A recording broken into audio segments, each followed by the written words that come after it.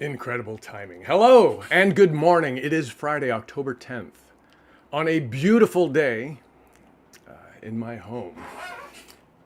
A beautiful day indeed. How are you? How are you today? It is James Marshall's birthday, and we are here today to celebrate his life, his work, and also my biography of him.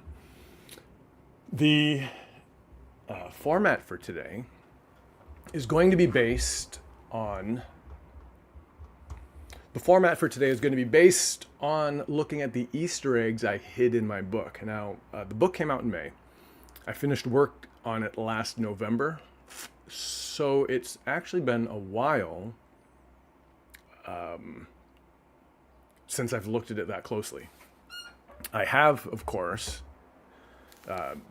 at some point in the making of, counted the Easter eggs. I wanted to give an accounting of them to my editor and art director, Jess Garrison and Jenny Kelly. But I at some point, I either lost count or, towards the end, with some sort of on-the-fly edits to my artwork. Some may have been removed, some may have been added. So I actually don't have a full accounting, and today we're gonna figure out just exactly how many Easter eggs there are in that book. So let's do that.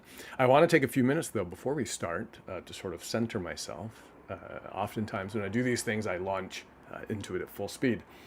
But let's talk just briefly about the project, the biography, where it's at, where it's been.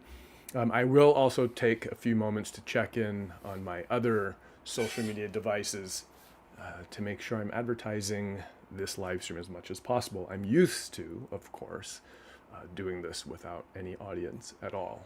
So I won't say it doesn't matter to me. The show's happening regardless.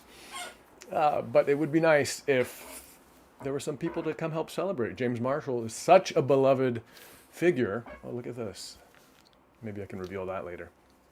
James Marshall is such a beloved figure in picture book, United States picture book history. I'm certain this program would be of interest to many of you. And also, I might have advertised it better. I only began planning for this 2 days ago when I realized the 10th was today, at the reminder of Jashar Awan, author of Toad by Toad, Every Monday Mabel, and the upcoming Loops. Jashar said to me the other day, October 10th is Marshall's birthday. And I said, yeah. And then following that, I was like, October 10th is Friday. Here we are. Oh boy, this is good. This is good. I'm having a good time already. Let me check and see if anyone's coming. And please excuse the squeaking. I can't help it. I replaced this chair with an ergonomically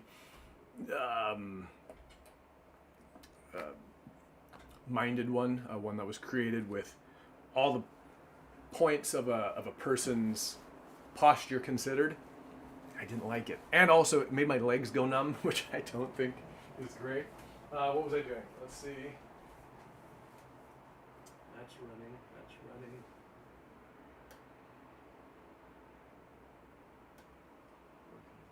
Chat in.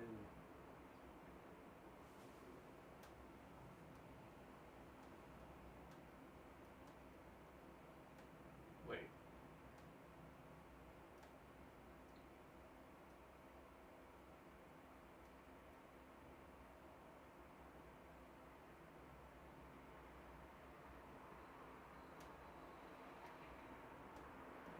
Join the chat.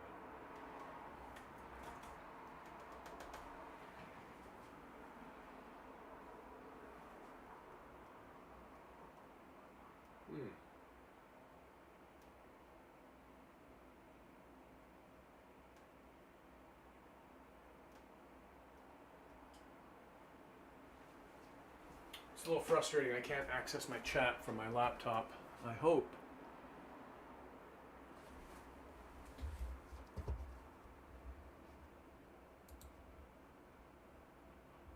Wait, is chat limited? Here we go. It's been a while, a long while since I've live streamed on YouTube, and it looks, I'm worried.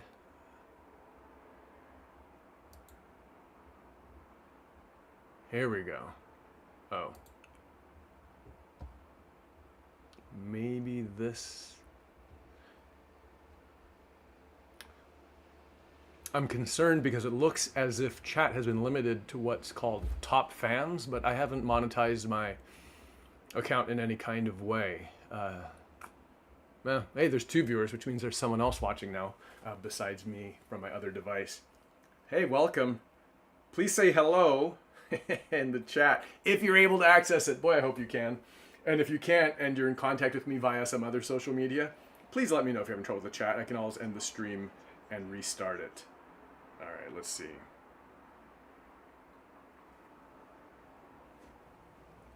I see that Angel Tate put a like on my post, so I'm going to assume that maybe, Angel, is that you online? If it is, you're always such a good supporter. If it is you, please say hello. I would, in the chat, if you're able.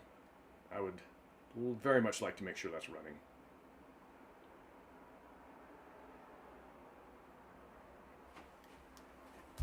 Okay, so where are we? I've done as much of that as I can. I have my book. We're going to read through the book. We need a piece of paper. We need some sort of a clipboard. That's what we need. We need a clipboard. And my clipboard is over here.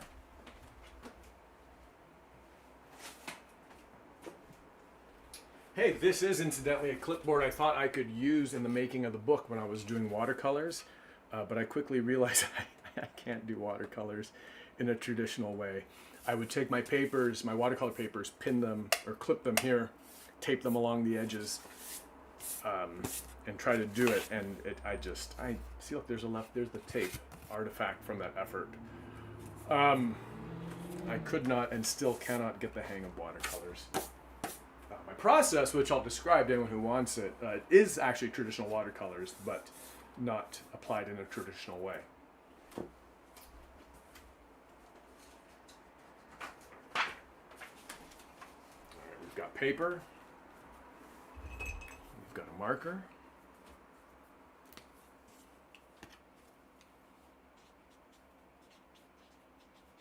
Onto which I am writing Easter eggs. And we'll keep a tally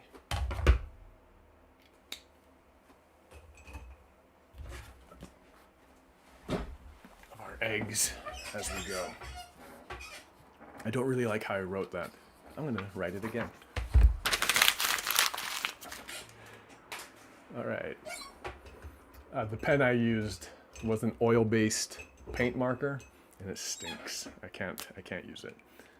These, as much as I don't like using disposable materials, these are zebra brush pens, and I really appreciate these. They're marvelous. Easter eggs.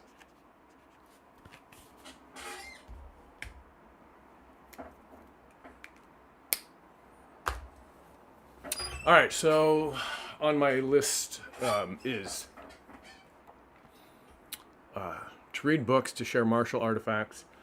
Question is, what's the order of procedure here? I think what I'll do is read through the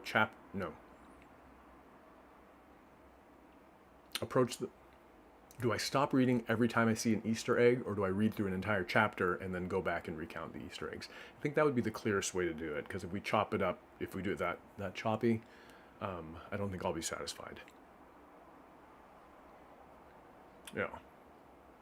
All right. Well, this is some stuff I might have taken care of before starting the stream, but it's already 10:22, a full 1 hour and 22 minutes after I said I would start the live stream. I've got my camera, almost set up. Man, I hope some people drop in. I've got some surprises prepared. Look at this, some books, recent books that I'd love to talk about. I don't want to talk about myself all day. The gym, wait, you know what? Okay, so I said I would sort of center myself by talking about the project. Let's do that. Where are we? We are in October 10th. The book came out May 20th. So that is May, June, July, August, September, 4 months and 3 weeks ago. In some respects, it feels like it's been out forever. I'm sure this must be a common feeling among other authors and creators, but when the book is out, I focus on the next thing. I'm having a hard time. I've been having a little bit of a hard time getting back into the mental space of talking about Jim, which is weird because it's super young. It's super early in the book's life. 4 months is hardly a thing. And yet, like I said a few minutes ago, having finished work on it last November, it really does feel like I won't say a lifetime ago, but it feels like it's been a while. I mentioned also this date sprung up on me. I've been very busy preparing, not even preparing, but dealing with my second book, Big Rhinoceros, Little Rhinoceros, which came out just 3 days ago. How's that even possible, right? Like, that already feels like it was 2 months ago. My next book is coming out in May of next year, and all I want to do is think about that one. And actually, I'm thinking about the books like after that. This is a strange thing. James Marshall, who wrote over 69 books in his lifetime, how the heck did he deal with it? I mean, I think there was sort of a mentality too in that time, at least with him as a creator, that you're just you just knock these things out. Each book is a certain dollar amount. You want a higher salary, you make more books. And so I don't know if he looked ahead to books, like, in terms of like art projects, but just sort of in like week-to-week paychecks, if that makes sense. Who knows? Hard to say. It's hard to say how he approached it. It's not too hard because I have a good beat on how he looked at his work. So the book has been out 4 months, 2 weeks, or 3 weeks, and it's done very well. It's been well received. Received some beautiful reviews. There's a video on here on YouTube of me reading my Kirkus review and then me reacting to me reading my Kirkus review. It was a fun video to make, but it did actually choke me up. The Kirkus reviewer very much got what I was setting out to do with the book, and that was extremely gratifying. There's, I would say that in itself is enough, but I was very fortunate to receive 3 other starred reviews, and one that I didn't get and may not get for reasons I'll explain, I think, later. Maybe I'll save that for later. I see there is still that viewer in the chat, so if you're interested in this starred review, throw something into the comments, into the chat, because I could tell you that story. There's no scandal. It's just a thing. I might have had 5 stars, but for one fact. All right, let me check my social media again. What else? Oh, okay. So I've done a few events. I did the launch event was a morning story time down in Los Altos, about 40 minutes south of me. A beautiful bookstore, Linden Tree. It was a Sunday program, early morning. The audience was young, very young. This book is aimed at a slightly older audience, which, the kids were engaged, and it was a very fun thing, and some local authors were very kind to come and lend me their supports. Thank you, Bo, Laura, and Stephanie. Shirley, I think you were there. And Eugenia, oh my gosh, what a special time that was. So there was that, and then, you know what? This is called the James Marshall Celebration. I'm just talking about me, but I kind of want to get this part out of my system. I think it'll just help everything else go better. I'm almost done. The second event was at Books Inc. in Alameda, a local event. I was worried at that one. It started at 1:30. At 1:25, there was exactly one person in the audience. No, 2 people in the audience, 2 local authors. Again, people I will extend my thank yous to. Thank you, Mike Jung, and thank you, Stephanie Lau. Both of you with books coming out very soon. Mike is part of a series called The Kids in, I think, Mrs. K's class. I need to double check that name. And Steph Lau's book, The Abominable Snow Dancer, comes out very soon in November. Exciting times indeed. That was a great event. A lot of fun. Followed with an after party at my place where I was able to invite some people up into this space and share the work with them. Since then, I haven't done any other projects. I was hoping to go to ALA, but didn't make it. And then at that point, my book coming out next May became due, and I've just been focusing on that. So, you know what? It feels absolutely right that we're doing this today, because I do need to get back into the space, and I need to get Jim out there and among more people, because I'm realizing I actually enjoy talking about it. Let's get started. Please bear with me one more moment. I said that, but also a minute ago I said I'm going to check my social media one last time.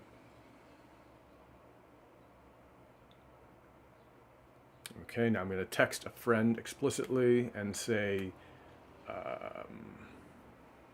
can one of you go on my YouTube and see if chat comments are working? Question mark. Thank you. Period. Let's send them the link.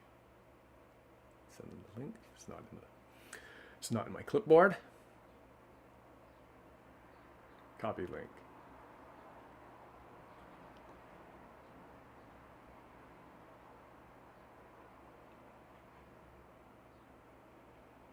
Why does the link always double up? That's annoying. Yahoo! All right, here we go. Now, should I start? Undo send. Where's undo send? You can't. All right. Do I start reading and take the risk of being interrupted, or do I just wait a moment to see what comes through?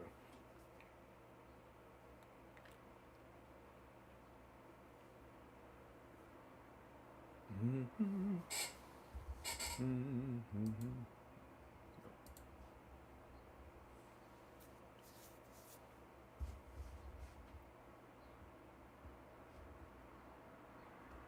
20 minutes. We're 20 minutes in.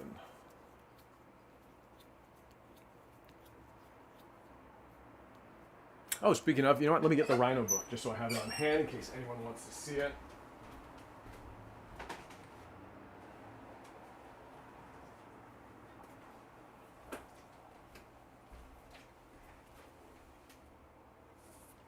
All right, Trinice is online. Thank you. And Trinice, by your comment, on my end, you've been given a purple crown and you're ranked #1. That's great. Trinice is indeed #1. Trinice is another person we can celebrate today because Trinice is very close to making some announcements. One thing about publishing is communications can be slow, and you'll be forever obsessed with this studio. Thank you. I know I'm very lucky to have this space. I intend to squat here the rest of my life. Even if we sell the house, I'll just board up that access and live up here like a strange rat in the attic. Publishing communications can be slow. Many of us authors are sitting on news we can't share. Trinice is one of those, but I'm looking forward to celebrating Trinice early next year. Trinice is #1. Okay, with the big thumbs up from Trinice, I think we're ready to start the program. Let's tell you what, I'm going to leave this here just as... Actually, look, that's by Rob Trujillo. It's a postcard that says "Spread Love," and you can see it's got gold foil. I think it's a beautiful thing, and I love keeping it on my desk. Thank you, Rob. A postcard from my friend Kim Hua. It's Porco Rosso. Miyazaki films, of course, are among the finest art that exists on our planet. Books make me happy. A sticker I got from La Playa Books in San Diego at ALA last year. A Bigfoot statue and a Moomin doodad. Eternice, you're making those eye emojis, of course. Super looking forward to celebrating you. And I'm sure if there was anyone else watching, they would be very excited to support you too. I have this marvelous platform, and no one's watching. Oh well. Let's get to it. Camera.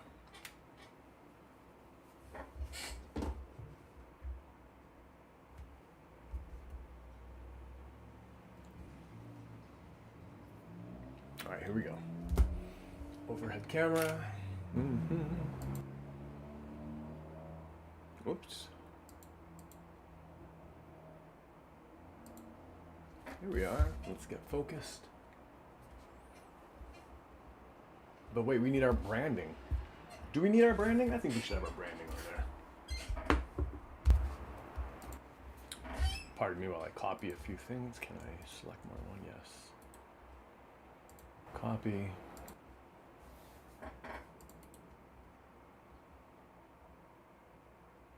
Paste. There we go. Now we know what we're watching. How's the light quality? Looks pretty good. How's our focus? Perfect. Okay. A few things. We're going to go through the book. We're going to start with the end papers, look at them, do an accounting of the Easter eggs on the end papers. Following that, we'll move on to the inside of the book, the main body of the book. We will go chapter by chapter, but for now, excuse me, let's look at the end papers. I'm just wondering, I don't think you can call anything on the cover an Easter egg. I mean, this is just, what the books are, right?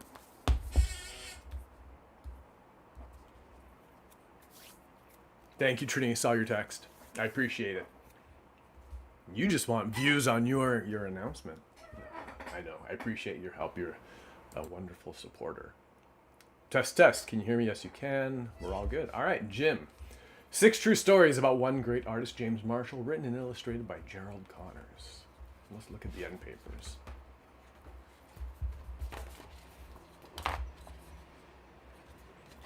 The case cover.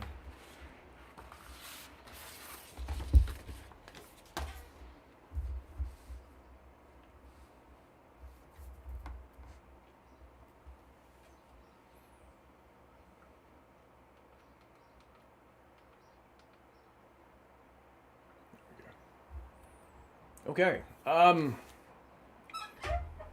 teased this online, but we have Perfidia. That song, that's an Easter egg referring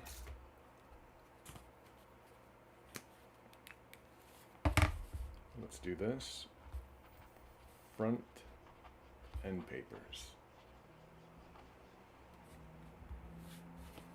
Perfidia is an Easter egg referring to the theme song to the George and Martha animated cartoon.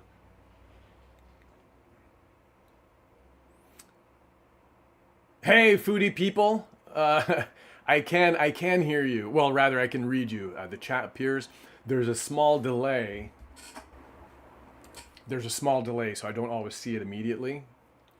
But yeah, thank you. I appreciate it. The birthday's not for me. The birthday is James Marshall, but I will extend your greetings to his memory. All right, we're returning to the view of the book. Perfidia is the theme song to the George and Martha cartoon that aired on HBO in the 90s. I gave you a hint on the backside. Whoops.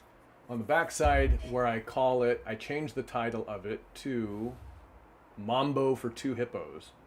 So even if you didn't know what Perfidia was, you might have been able to guess it by referring the front and the back.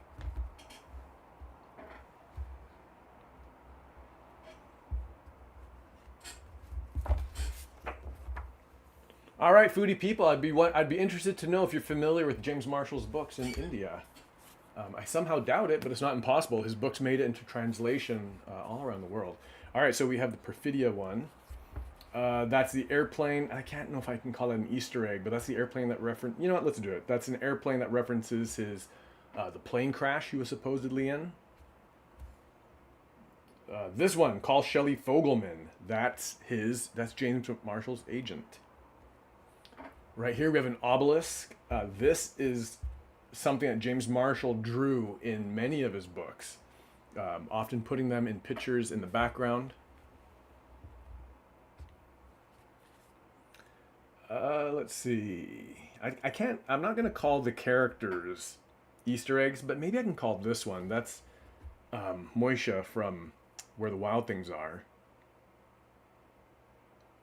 Dang it. Okay, this is quickly going to get complicated. We have several layers of Easter eggs. We have the Easter eggs that reference James Marshall's books. We have the Easter eggs that reference just picture books in general. We have Easter eggs that reference me. So I need to take this clipboard and we need to actually do this in a more logical way. It does look like the airplane from Aviator. The plane crash was allegedly in Costa Rica in the late 60s. So planes of that era would definitely look like the airplane from Aviator. I try to keep it sort of like a propeller plane, something, like you might have seen in movies of that era. That was very intentional on my part that it looked that way. So thank you for noticing, foodie people. Thank you. All right, we need to do this a different way. My camera's gonna run out of battery so quickly. Okay, we have James Marshall specific. Specific. Oh my gosh, PB General, Picture Book General.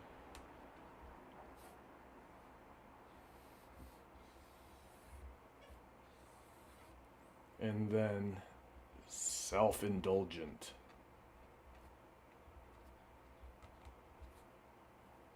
There we go. I think those are our three categories of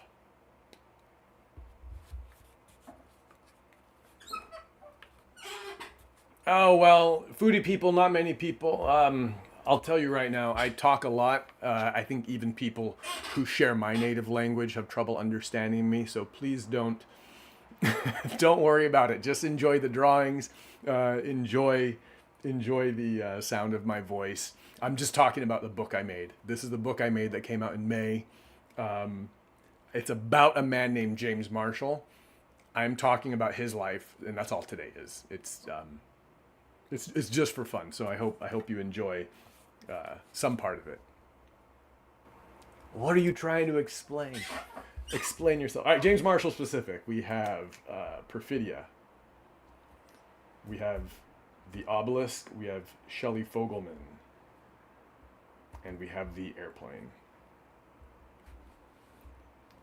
We have General PB. We have Moisha. Then here, Dr. Meng's brush cleaner. Why, that's me, of course. Meng is my other name. A self-indulgent one there.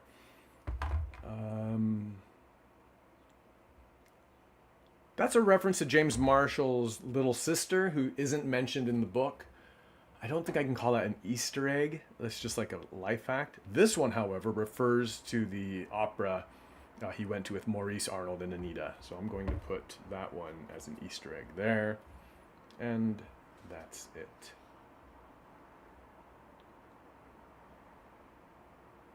Right? Anything else?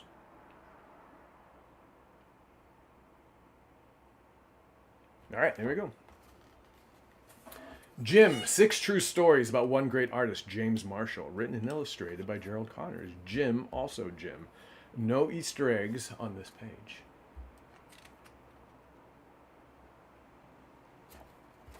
Story number 1. The book. I need a magnifying glass for this. All right, we have here on the shelf colleagues and friends and people Marshall admired. So we have Sendak, of course, Chekhov, Lobel, Kawabata, Meda, and Gori. Now, In this one, I am going to place this under, I'm going to call this a James Marshall Easter egg.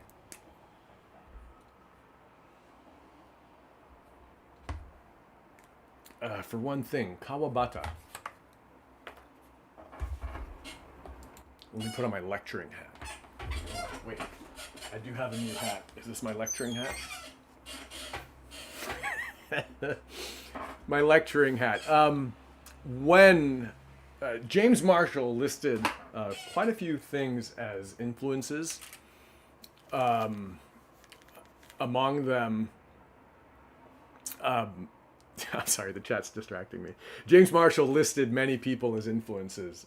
Among the artists were Edward Gorey, that was a major one. Maurice Sendak, 12 years older than James Marshall, and who would eventually be start as something of a mentor, but very quickly moved into the role of best friend. They were both dedicated friends to each other. Very lovely relationship they shared.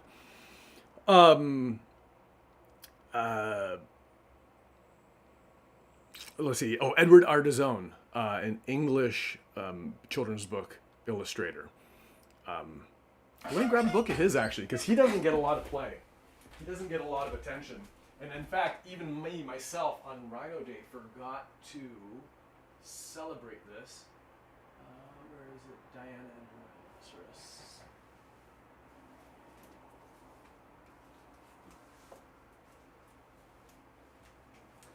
This lives on my vintage bookshelf, and I forgot to bring it out for my Rhino video I made the other day. But this is Diana and Her Rhinoceros by Edward Ardizzone. Edward Ardizzone is someone Jim looked at as an inspiration. And, you know, Jim's earliest attempts at drawing, pen and ink, really did look at people who worked sort of in this technique with the cross-hatching.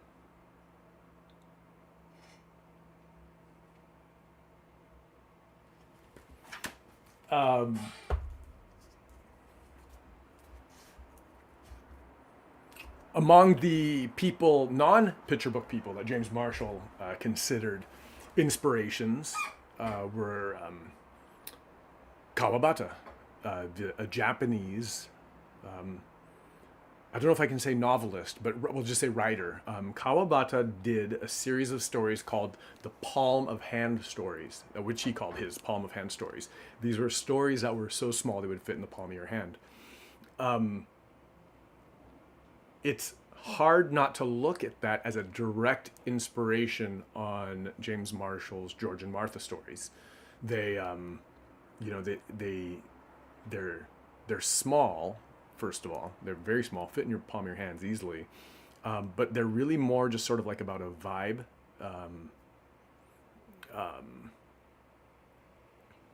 Yeah. Hey, foodie people, I don't think anyone's going to take you up on your offer to video call, so thank you. Please don't spam the chat with the request, but I appreciate your enthusiasm for meeting people.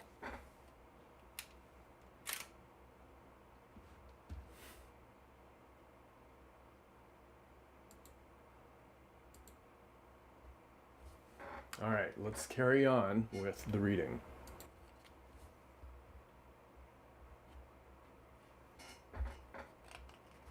Story number 1, the book. Oh wait, did I mark that down? You know, I'm never going to remember this. I think I marked that down. Was that the bookcase? Dang it, let's just say it is. I can rewatch it. I'll never rewatch the video. I'll count them later. Ah, this page. All right, we're going to read the whole story, and then we're going to go back and count the Easter eggs. Story number 1, the book.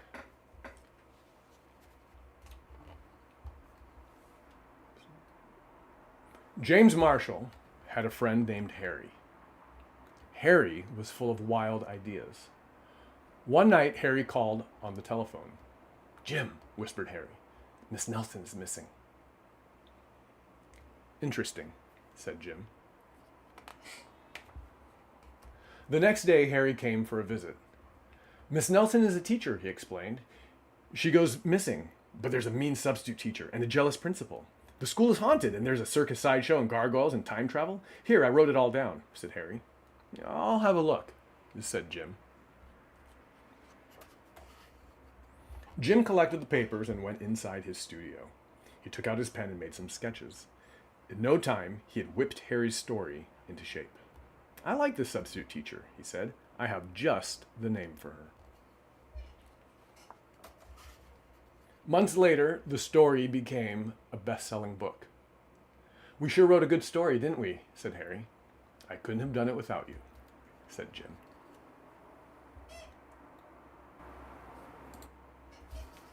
Applause. I'll say a couple things about this. All right, we're going to count the Easter eggs in a minute, but this isn't so much in-story Easter egg.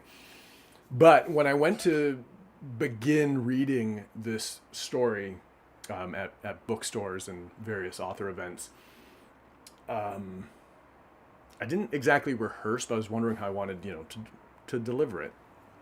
I listened to audio examples of James Marshall giving lectures at the University of Connecticut. These exist on the University of Connecticut's website.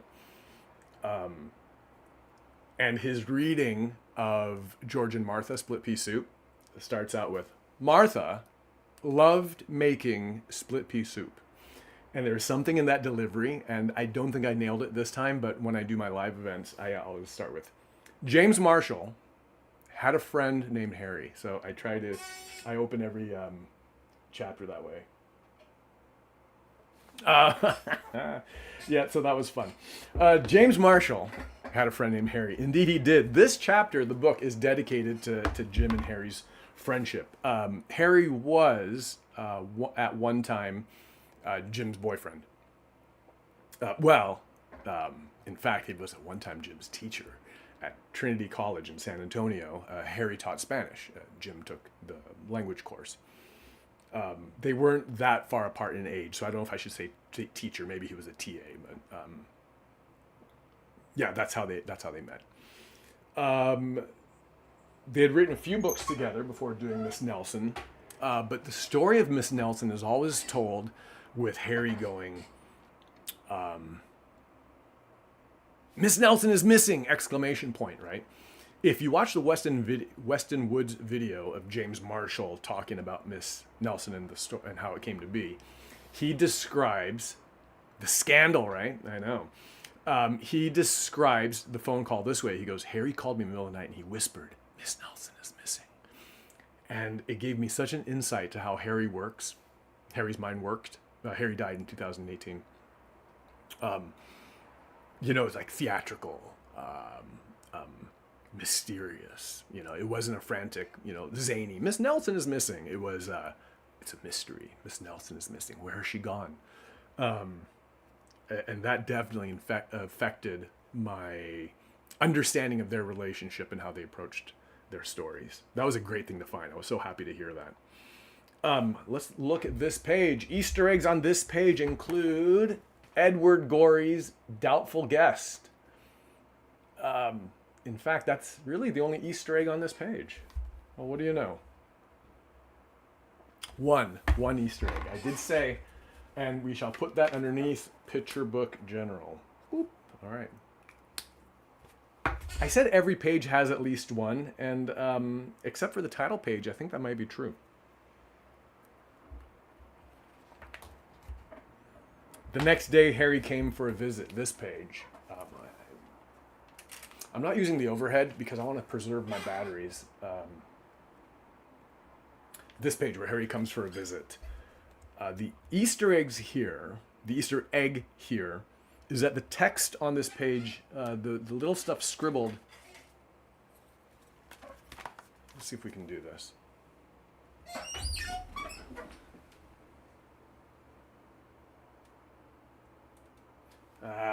We're going to have to turn the overhead camera after all.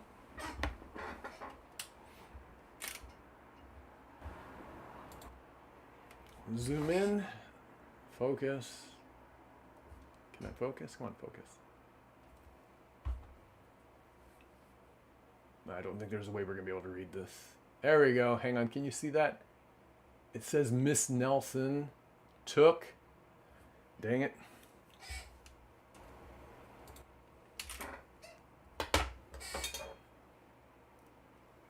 I need the big guns for this. Get my reading glasses out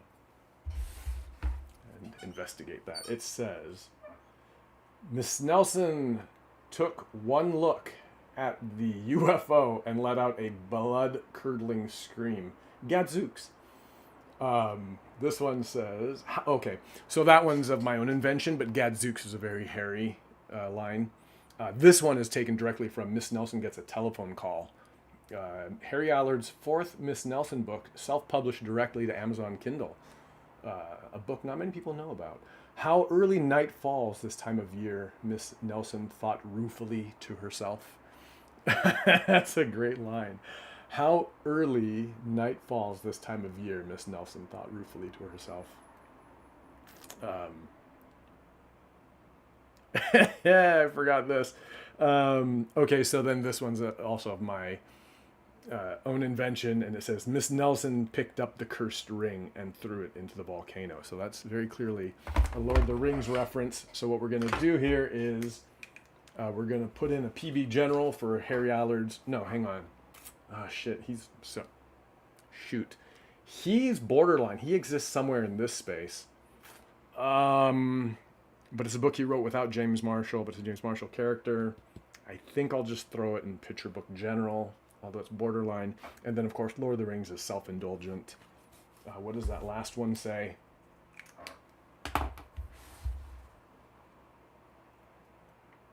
Banana oil, said the used car salesman. This is not at all what I ordered. That's I think that's from The Great Gatsby. The next page. Jim in his studio, one of my favorite images, and one of the earliest ones I did actually in drawing the book. A trick I learned from reading the history of animation is that there are little ears. I know, Jess, and this is when you chime in. Thank you. I said shoot.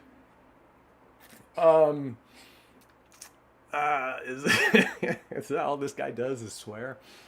What was I saying? Oh yeah, in animation, there is a practice whereby the animators animate out of sequence, because if you do them in order, if you start at the start and go to the end, your drawings will sort of morph over time, and your character at the beginning of the project might not look very much like the character at the end of your character as it looks by the end of the movie, if you know what I mean. Like, things will get stretched out slowly. You just don't see those things happening frame by frame, but over the course of a movie, it becomes very apparent that you're not drawing the same character the same way. So what they do is they animate out of sequence. They'll animate something from the middle, then they'll do something from the end, then something from the start, and then they put it together, and there's a greater consistency in how the character looks. I wanted to do the same with this because I knew it was inevitable I would draw. I would change over time. Trinice, you fall into number 2. You better chat more if you want. Jess, you're number 3. So I did the book out of order. This was one of the first ones I did, but I came back and redrew. I redrew my Fox character on this one. I just realized and remembered. Okay, Easter eggs on this page. Plink, plink, plink. James Marshall's first book, done with Bird Baylor. Oh, it's in another box. I won't get it. If anyone wants to see any of these, let me know. I can grab the books. Bonzini Tattoo Parlor. Our ink makes you think. That's a reference to Bonzini, the tattooed man.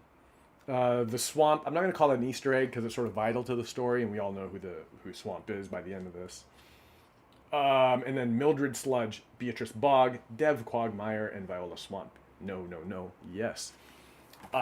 Those are names I invented. I saw at the University of Connecticut the materials from James Marshall's sketchbook. Not the stuff for Miss Nelson is Missing, but I did see Miss Nelson is Back. And no, Miss Nelson Has a Field Day, the third Miss Nelson book. But I don't know what process. Oh, Jesus. All right, I'm going to have to get a moderator in here.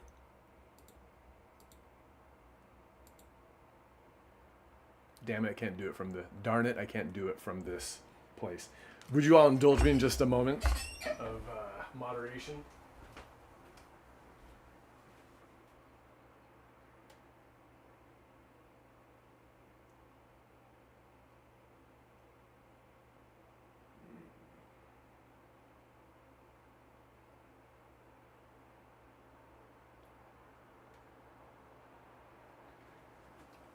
things were going so well. I thought I was able to do it. I have to do it from this window. I will appreciate your indulgence. Maybe I'll throw up a glitch screen while we're waiting.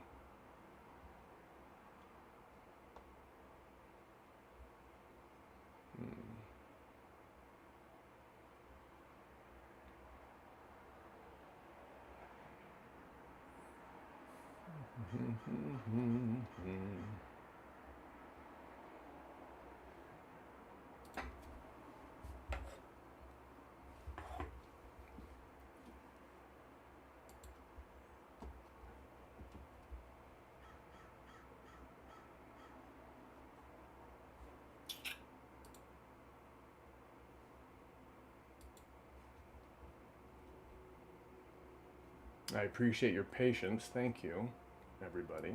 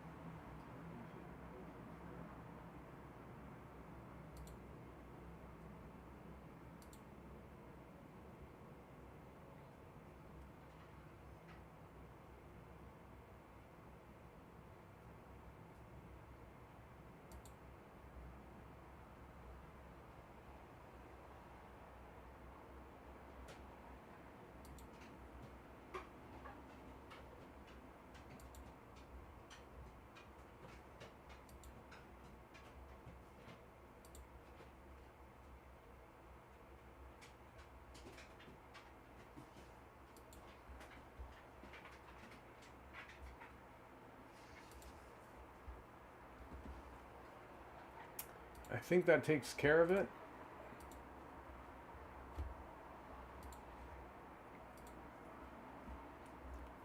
All right, my dear friends, Trinice and Jess, can you give me a quick thumbs up on chat if, or on text if that took care of the spam in the comments?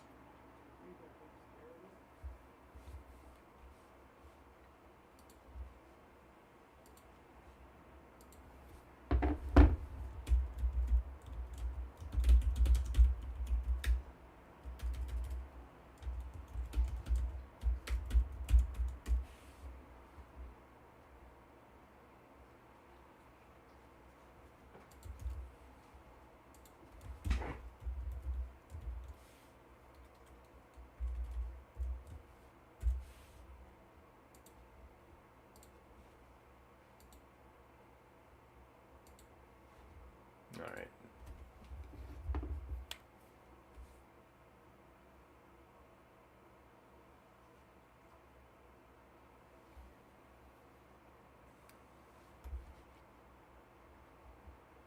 Kids want to know where their pre-order goodies are.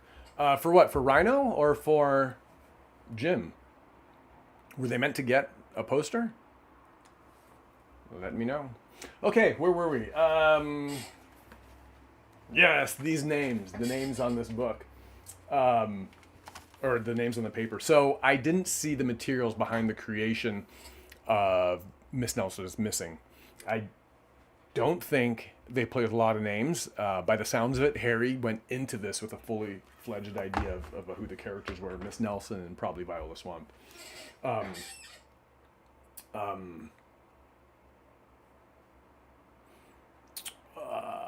But I wanted something there, to sort of show the process. And so I wrote Mildred Sludge, Beatrice Bog, and then Dev Quagmire, all swamp synonyms. But snuck into there is a little Easter egg. It's self-indulgent. Dev Quagmire is a reference to my friend Dev Petty, author of the Chip the Dog books. Her most recent one of those, done with Mike Bolt, the illustrator, is Don't Lose Mr. Cuddles. Chip the dog loses his beloved Stuffy. Something every young reader can relate to. We get now to the last page in this chapter. The Easter egg here, I think you will notice, is in...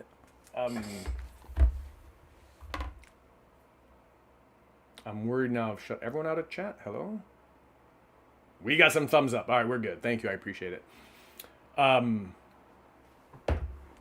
The name of the store is Mac Goose's Books. This is a reference to a book called Mac Goose's Grocery, done by James Marshall with Frank Ash, who is most famous for the Little Bear books. Where's Mac Goose's Grocery? Here we go. I only have a very tattered old copy of it. Mac Goose's Grocery, Frank Ash, pictures by James Marshall.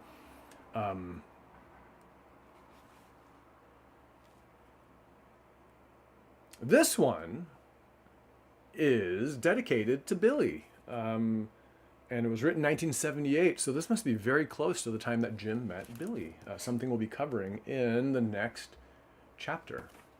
How appropriate that that made it to the end of this one.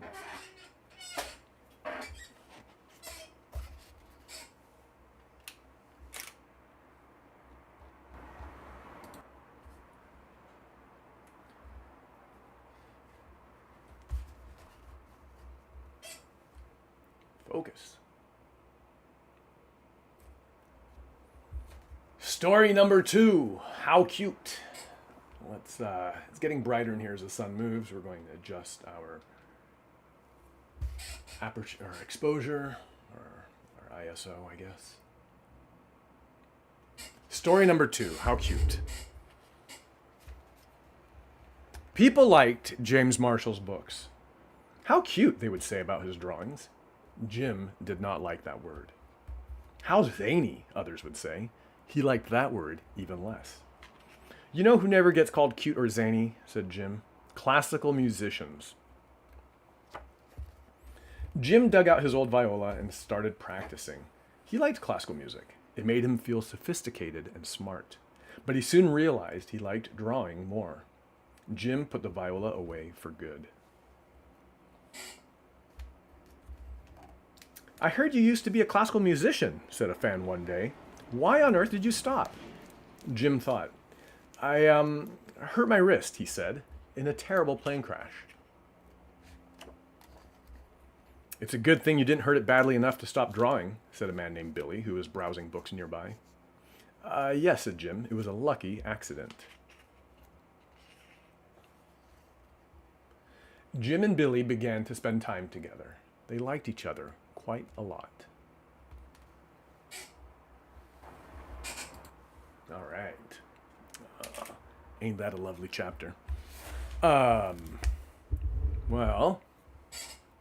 let's talk about it. They did not notice the figure out in the hall. Slowly, the knob turned, and the door opened. My name is Viola Swamp. Okay, Viola Swamp. She is not impressed. I just got the reproachful glare of Viola Swamp. I think she's telling me it's time to talk about something other than myself for a minute. So let's do that. What shall I talk about? Hey, there's a book that just came out that I'm excited to celebrate, or actually to read, because I haven't made the time to read it yet. Let's look at it right now. It is. That was thrilling. Wasn't that scary? I know, I was so worried. Oh my gosh, the squeaky chair. Dinos That Drive by Suzy Levinson. And a friend and an early supporter of my donut project. Suzy is an incredible poet. This is her previous book, Animals in Pants. Hey, Trinice, how about, would you be so kind as to take a screenshot, maybe put this on Instagram? If you're free, I don't know if you are, but here, I'm going to give you that opportunity. Let me,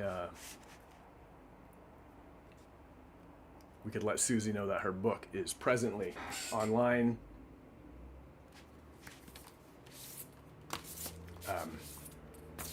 Dinos That Drive, yeah. All right, Suzy's a poet. Animals in Pants, Dinos That Drive. This one is illustrated by Dustin Harbin, whose work I am most familiar with through zines. I bought a number of lumberjack zines made by Dustin Harbin at Toronto Comics Art Festival more than a few years ago, pre-COVID. But I've always been a fan of his work, and it's so fun to see it here because I'm used to him drawing, as I said, lumberjacks, not dinosaurs. And he is just so good at it.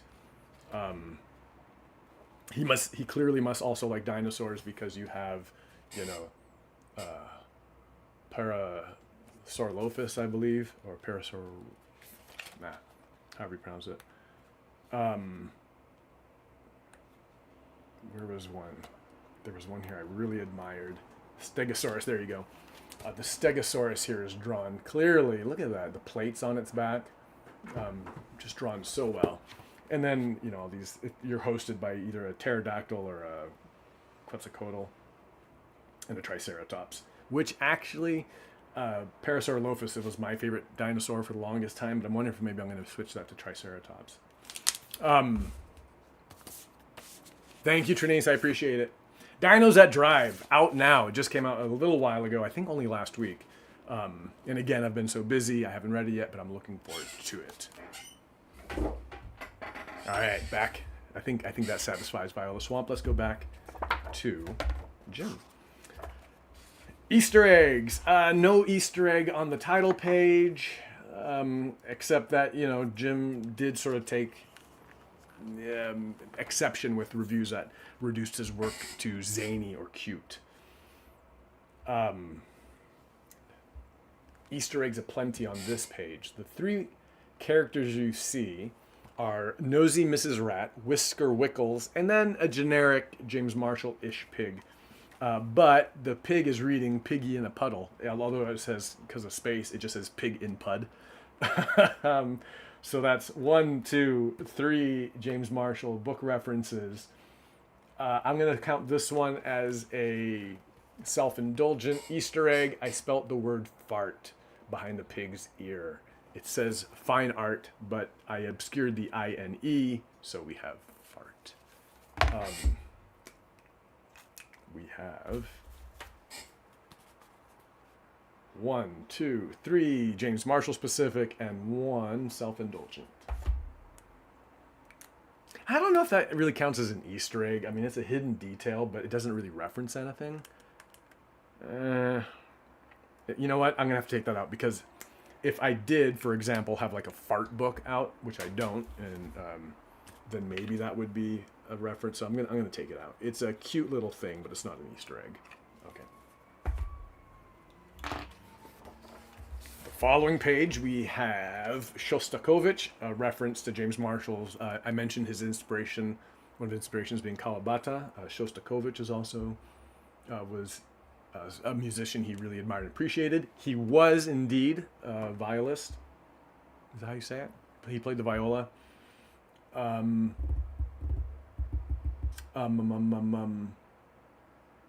of classical music, he was most fond of Shostakovich. Stanley Q Sonata. I like that a lot. It's a reference. Can you see that? Stanley Q Sonata.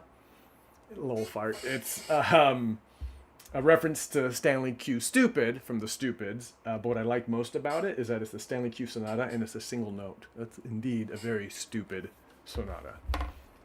So this page has 2 Easter eggs. We have Shostakovich and Stanley Q Sonata.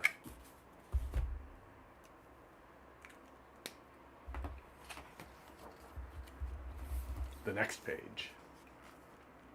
More stupid references. We have the airplanes from the stupid. You know, these are things I should know off the top of my head, but sometimes they blur together. What is. Oh, the Stupids book won't even be in here. It's in my other book. Also, I just realized I missed a different Easter egg. Okay, let's go back here.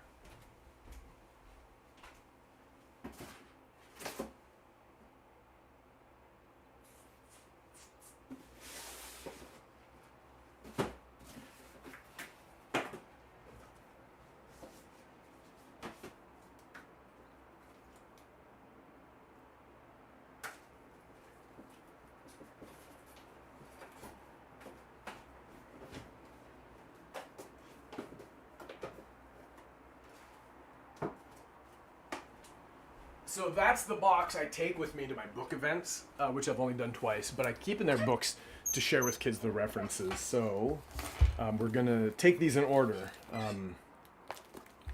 We'll switch back to overhead. I think that'll just be a little easier on me and my shoulder.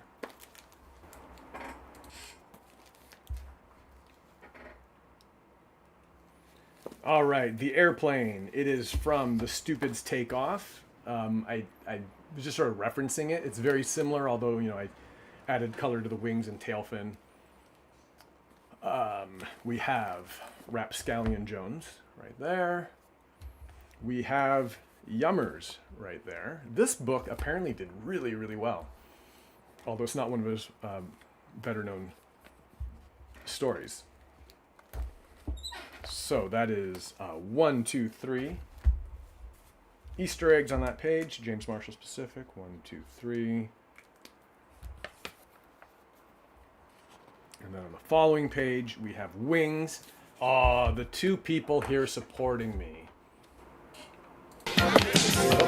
They did not notice the figure. I already indulged you.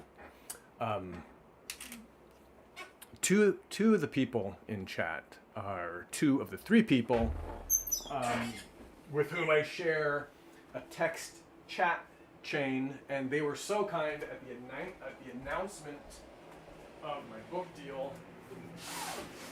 They bought me a wonderful gift.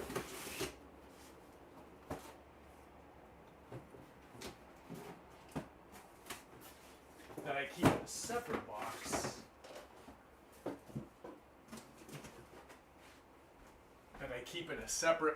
Because of how special it is. A signed copy of Wings, gifted to me by Trinice, Jess, and Jenny. A drawing of a chicken by James Marshall. Very special indeed. James Marshall did like drawing chickens, and perhaps that's why I put a chicken on the page preceding this one. So,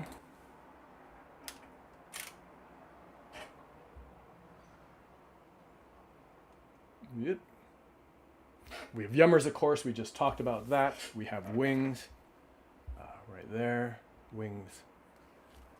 I am very fortunate indeed to have such wonderful friends supporting me.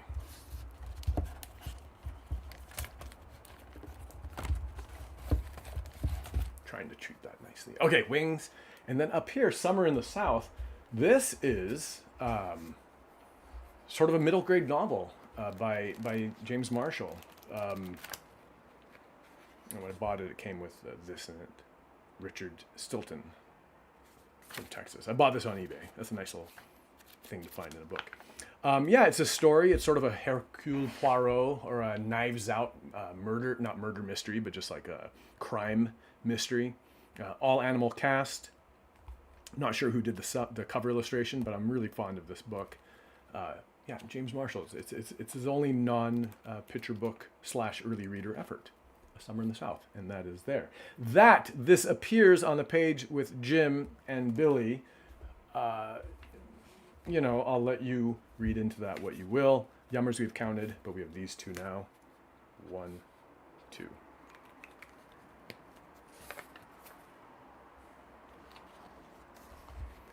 And then this page. This is Jim and Billy beginning their relationship. They would become dedicated partners for the remainder of Jim's life. I'll talk more about their love story in the award chapter, which I think is actually a very beautiful story. But I'll share that when it's more relevant to the book. However, on this page, Cairo, we have two references. The first is this book here, Speedboat. James Marshall, easy reader. Starring Jasper Raisin Toast and Tweety Jones. An odd couple, very much in the vein of Frog and Toad. But I think these ones this could be a discussion for another time. I could talk about Frog and Toad like sort of separate in another instance, but I think this one, I think James Marshall put himself into his work a lot more successfully, but in a different way. He was open in a way that Arnold Lobel wasn't, and I think it carries through in the work.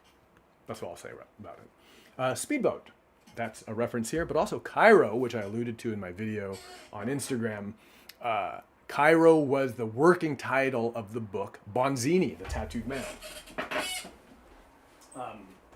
Bonzini, of course,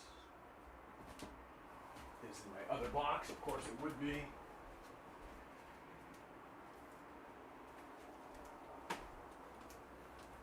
The earliest version of Bonzini was called Cairo, the Tattooed Man. So I looked up Cairo to see if there was any sort of significance to the word in the gay community. Figuring that James Marshall might have wanted to sneak in some kind of an allusion or a reference. Well, I found out that there is a connection, but whether or not it was only coincidental to James Marshall's work is... whether or not it's coincidental, James Marshall's work is open to debate. The other instance of Cairo is the Peter Lorre character in The Maltese Falcon, Joel Cairo, who is not henchman, but he's a foil to Sidney Greenstreet, the Fat Man, and plays opposite Humphrey Bogart. Joel Cairo's character is considered one of the first instances of a character that was clearly coded gay, but not in, I think, any sort of offensive stereotypical way. It was just that this character was gay. And I watched Maltese Falcon again with that in mind, and I thought, yeah, it seems legit and pretty obvious. Whether or not the term Cairo carried over into the zeitgeist of the gay community in that time, I don't know, but I found it very interesting, and it all stuck in my mind. So I wanted to name his boat Cairo, sort of as an acknowledgement of Bonzini. So we have two references here, James Marshall specific. We have Speedboat and Bonzini, or Cairo. Here we go. We're only 2 stories in, and I'm losing my voice. There's been a lot of chatter. All right, 4 viewers in chat. I see 2 of them talking. Last time I invited people to join the chat. I regretted it. But in case you are someone I know and you have something you wish to ask about James Marshall, or if you just wish to extend a greeting, I would very much love to hear from you in the chat. Jess, right, you need to write Arnold Lobel bio. No, I don't understand Arnold Lobel the same way I understand James Marshall, so I wouldn't. You know how sometimes the ghost of Dr. Seuss visits me on these live streams? If I had my act together, I would have found a way to make that happen, and I kind of had an idea that Dr. Seuss would invite me to write a biography about him, or he would suggest various people about whom I should write biographies. But no, I don't necessarily have any in my mind right now, though I know, I think marketing-wise, it would be smart for me to do another biography. All right, here we go. Let's, actually, you know what? I'm going to take just a small minute to rest my voice and just, I see there's a message coming in.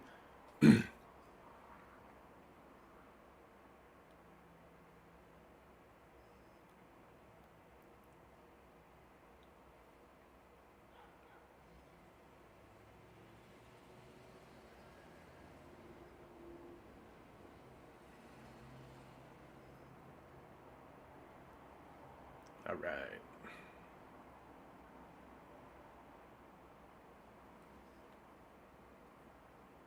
I'm going to send one message with your kind indulgence and patience.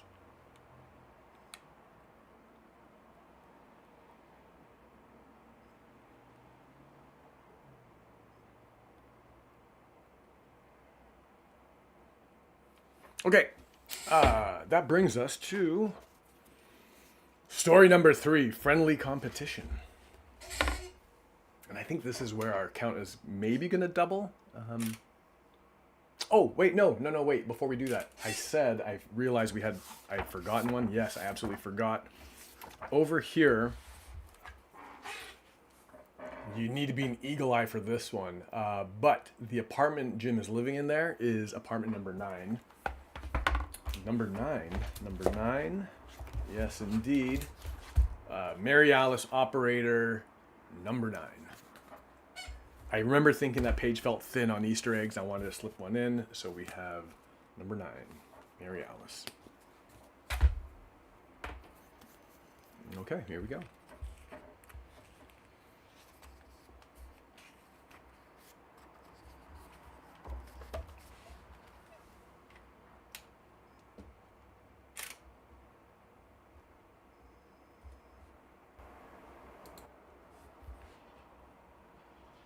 Story number 3, friendly competition.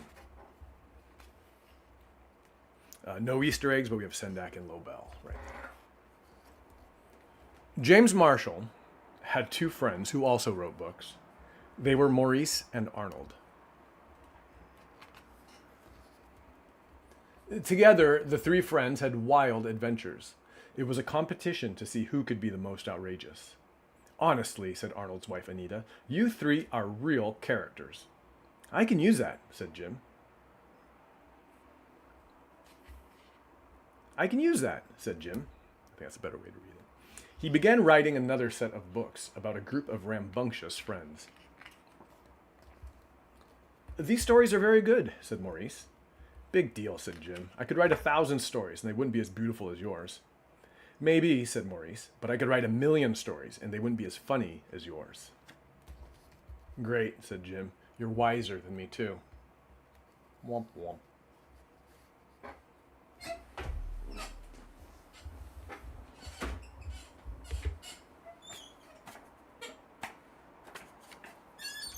All right, we have, which one is it? No.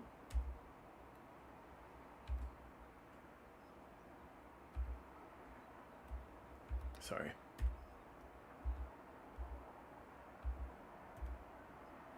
I have a rim shot built into this thing, but I think I deleted it. Okay, yeah, womp womp. That was a very cute ending. Easter eggs in friendly competition. On this page, we have a reference to Maurice Sendak's Wild Things, and on Arnold Lobel's belt buckle, we have Frog and Toad. So we have 2 PB General references.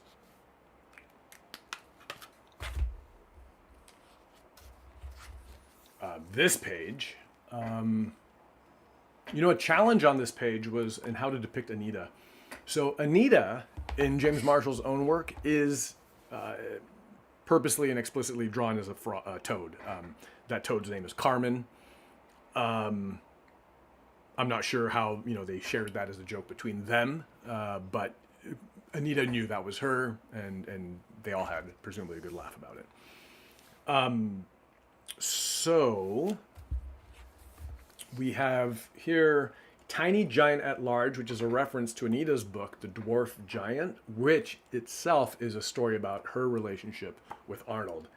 That is read through the lens of the latter part of their marriage. That's quite a heavy read. The Daily News, local authors cause a ruckus at the opera. This refers to a true event. Jim, Maurice, and Arnold were in fact at an opera, and they were indeed causing a ruckus, and Anita did call them cut-ups. We also have, and we have a watermelon reference. That one's self-indulgent. So on this page, we have the Jim specific is the opera. We have Anita's book, The Dwarf Giant, and we have my watermelon. We can reinstate that missing one there. Just of note on this page, in thinking about Anita and that my first drawing had her looking very cross at the three, and I didn't want to diminish her role in the relationship to being a mother to them. You know, she herself, as I put in the back matter, was a creator of children's picture books. Worked alongside her husband on many titles, but she had a great number of books she did herself. So I wanted to portray her in a slightly more equal footing in a sympathetic way. So I have her being like exasperated, but not like angry. I think in her relationship with Lobel, I think I know he definitely enjoyed being taken care of. So I wanted to just sort of give her in my story more than just, like I said, the mothering role. So that led me sort of on this mental path of just sort of thinking about their relationship and its dissolution. So in terms of the art of this page, you ready for this? This gets deep. I can't believe I thought so deeply about this. There was sort of an American dream, right? They were marketed as a husband-wife creator couple, and in the earlier part of their careers, like that was a very successful marketing thing. I think a lot of librarians and teachers looked on that with like envy and awe. You know, here was a husband and wife team making Caldecott-winning books, books that kids love. They were living the American dream. So that's why there is a baseball and a green apple. You know, it's as American as baseball and apple pie. But, you know, the apple's been eaten. It's the core, you know, it's just an apple core at this point. It's a little rotten. Arnold, he's doing graffiti on the wall, but instead of making it black, I had it like be a white marker. So he's like maybe kind of like erasing some things. And then I put better worms and gardens. I just wanted something to sort of just talk about, like, you know, domestic life. So it was maybe better homes and gardens, but the worm is just a throwback to the worm on the previous page, as if it got swept up in this avalanche of excitement and got carried all the way from the previous page into this one. So I put better worms and gardens. That's just a small thing. Don't know if I can call any of those Easter eggs. This is just the thought process of a person who cares very much about his subject. The depth, says Trinice, right? I know. This book can be read on many levels. The next live stream I do will be all about the many levels hidden within this book.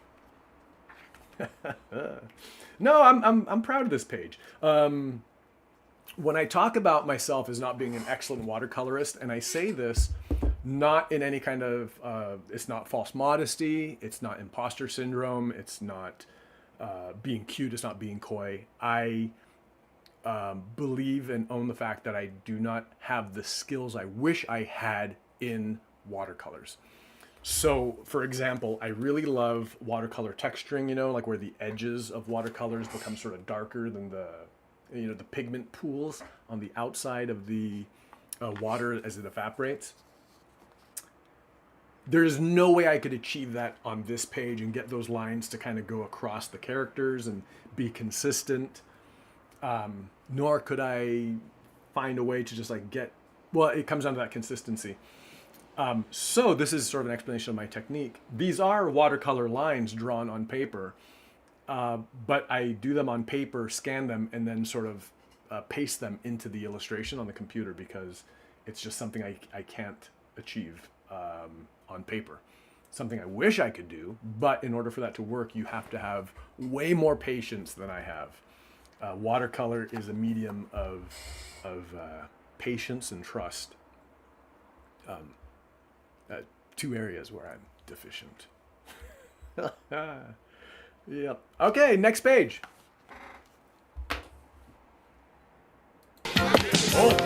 They did not notice the figure out in the hall.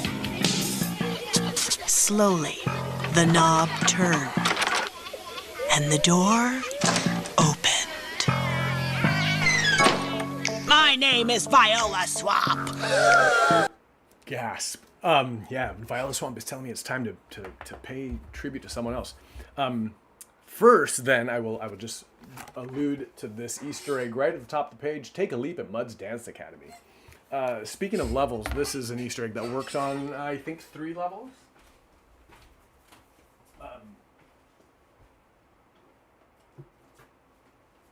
This chapter is, of course, about Marshall's friendship with Sendak. As I said earlier in the broadcast, they were best friends.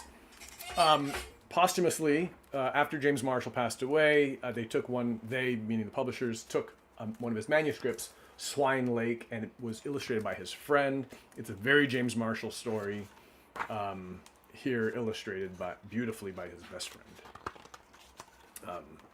So Swine Lake, it's a story of a wolf who wishes to perform in the ballet and faces obstacles because of his past, I guess, and reputation. Yeah, beautiful Sendak work. Let's get the year on that. 1999. Man, it's a little later than I thought. It was supposed to be 7 years after Marshall's death. So we have here a reference to Swine Lake. We have a pig in a tutu.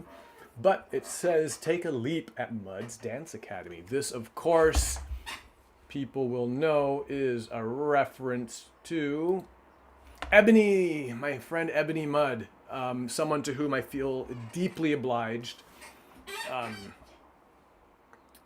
I recorded myself working on Jim this way, except it wasn't made public. It wasn't broadcast publicly. It was just me talking to the camera as I worked on the book all of last summer, at the end of which I think there was something like 130 recordings. They exist as private videos on YouTube, but one of those happened on Ebony's birthday last year.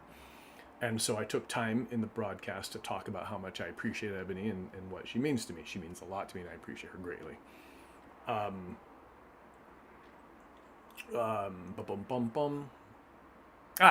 Ebony's book, Ebony's debut book was supposed to be Junior Takes a Leap, hence a Take a Leap at Mudd's Dance Academy. Hey, Trini, you can do a screenshot if you're available. Otherwise, I'll do it later. Mudd's Dance Academy. Her debut book was supposed to be Junior Takes a Leap, pictured here on my screen. That unfortunately got pushed back by a year to 2027. I can't see that quite well enough to know when it's coming out. I was looking forward to sharing a debut year with Ebony and being able to point at this with her book in my hand. But for now, we'll have to do it with a screenshot. But I can do this, though. Ebony, just, through the, I don't want to say whims, but through the chance happening of publishing Ebony, a different book Ebony's is going to be her debut, and it is the Tina Turner biography. So in a way, it's appropriate that we share debuts of biographies. Tina, a wonderful figure to be honored in picture book, and I think it's very special that Ebony, who has a history in dance, got to do it. The book is available for pre-order now, so please. All right, Ebony is the best, Trinice, and yeah, let's get that back up. You can screenshot this. We can do a pre-order here. Do a screenshot. Pre-order. And then everyone else watching, thanks for your indulgence as I celebrate my friends. And then let's do this one. How can we get this?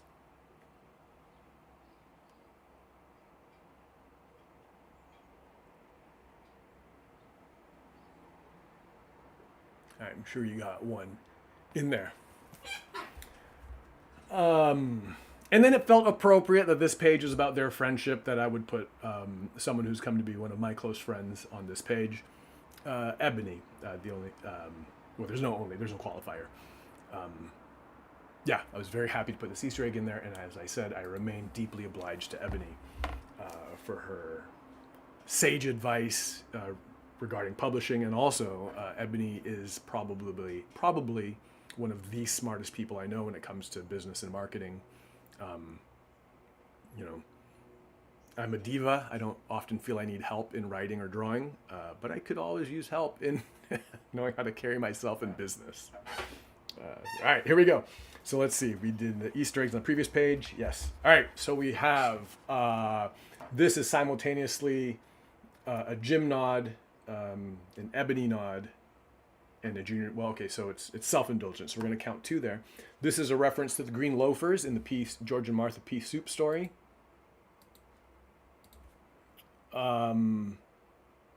We have all the cut-up books. I'm not going to count each of these individually. And we have George and Martha. And we have, I'm not going to count this as an Easter egg, but James Marshall's books were in their day bestsellers. And so I would contract a lot of money. And I think that held true in his lifetime.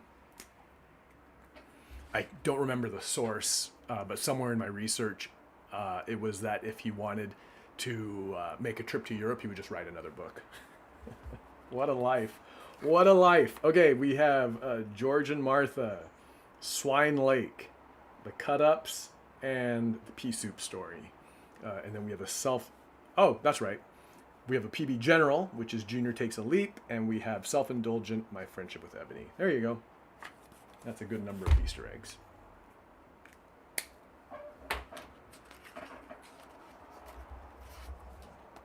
And we can't count this one again because the Wild Thing is already there. But you know what I could do? I could show you something from the making of.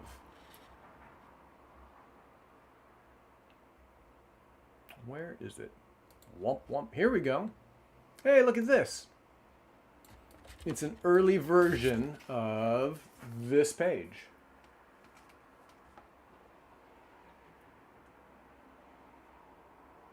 So, 2 of the people in the chat, Trinice and Jess, are familiar with what they call the Gerald face, which is when I am faced with something I find less than amusing, I go. And so that's the face. Who wore it better? Whoop, come on.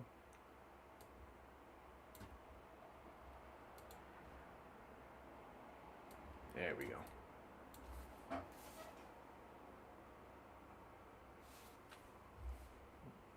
The Gerald face, right? So I regret that it didn't make it into the book. But in doing this, okay. In the history of the making of this book, there was a moment where I suffered a very small nervous breakdown.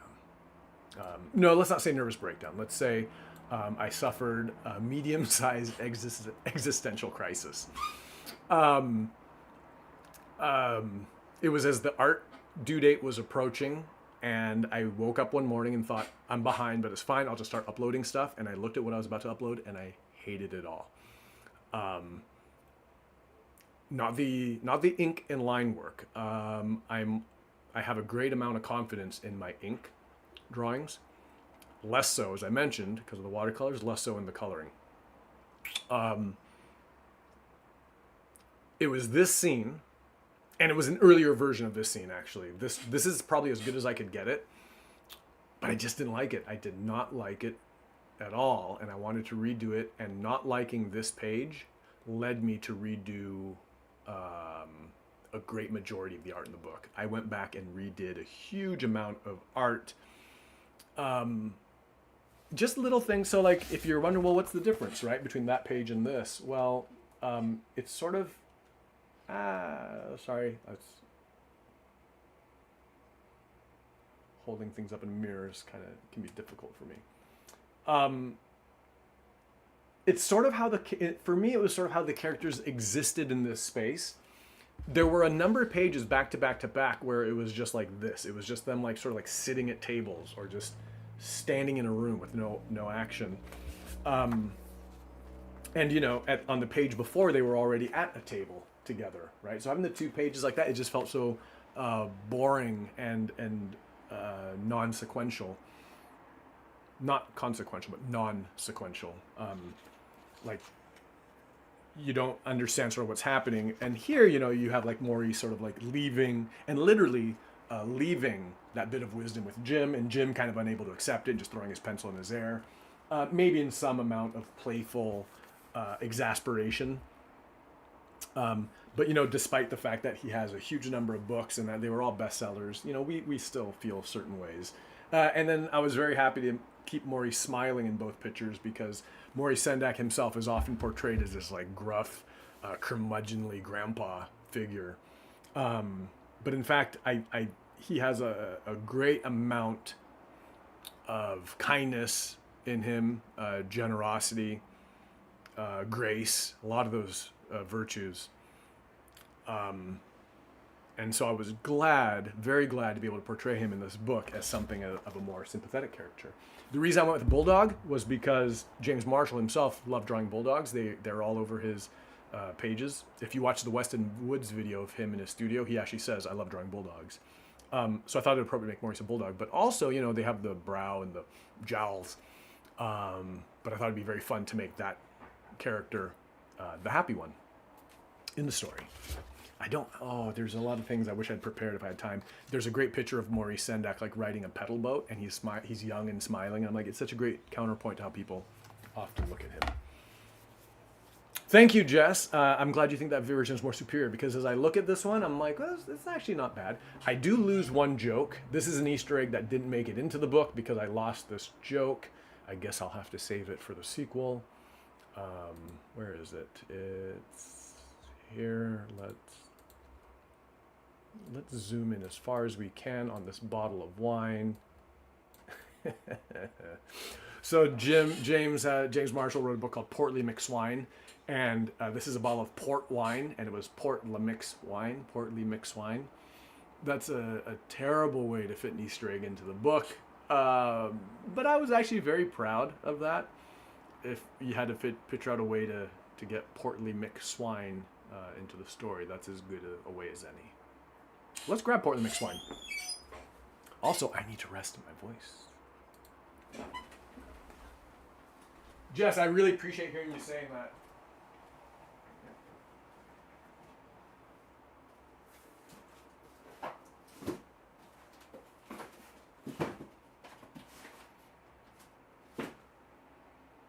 Oh, Portly one's over there.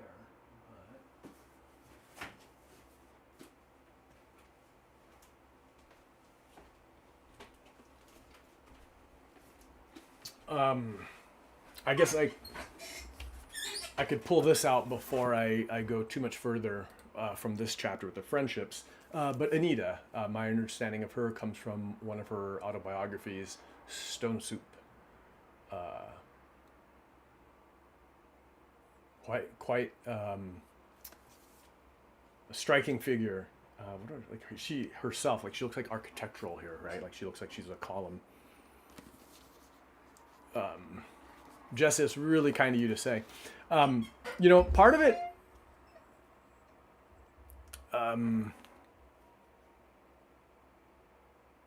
no, thank you. I don't know what else to add to that. I could have settled for good, but you wanted great. But it's funny, see, because I don't even know if I even considered it good. I guess I might have considered it fine at best. But when I had that little breakdown, as I said, I maybe I've told you this, I'm not sure.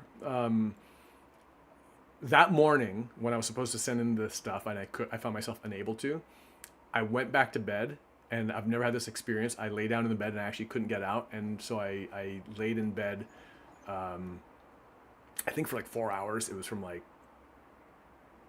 8 a.m. to noon or something. And I actually could not get out of bed. I've never had that feeling. Just let myself have that space. I was wise enough to do that. And then afterwards got up and just said, well, let's get to work, and just redid it. So yeah. The book is full of intention. It's thank you. Okay. So, Anita, this is a book that she herself calls a fictionalized autobiography. So you do need to sort of read it with that understanding, but it talks about her and Arnold, in it. Okay.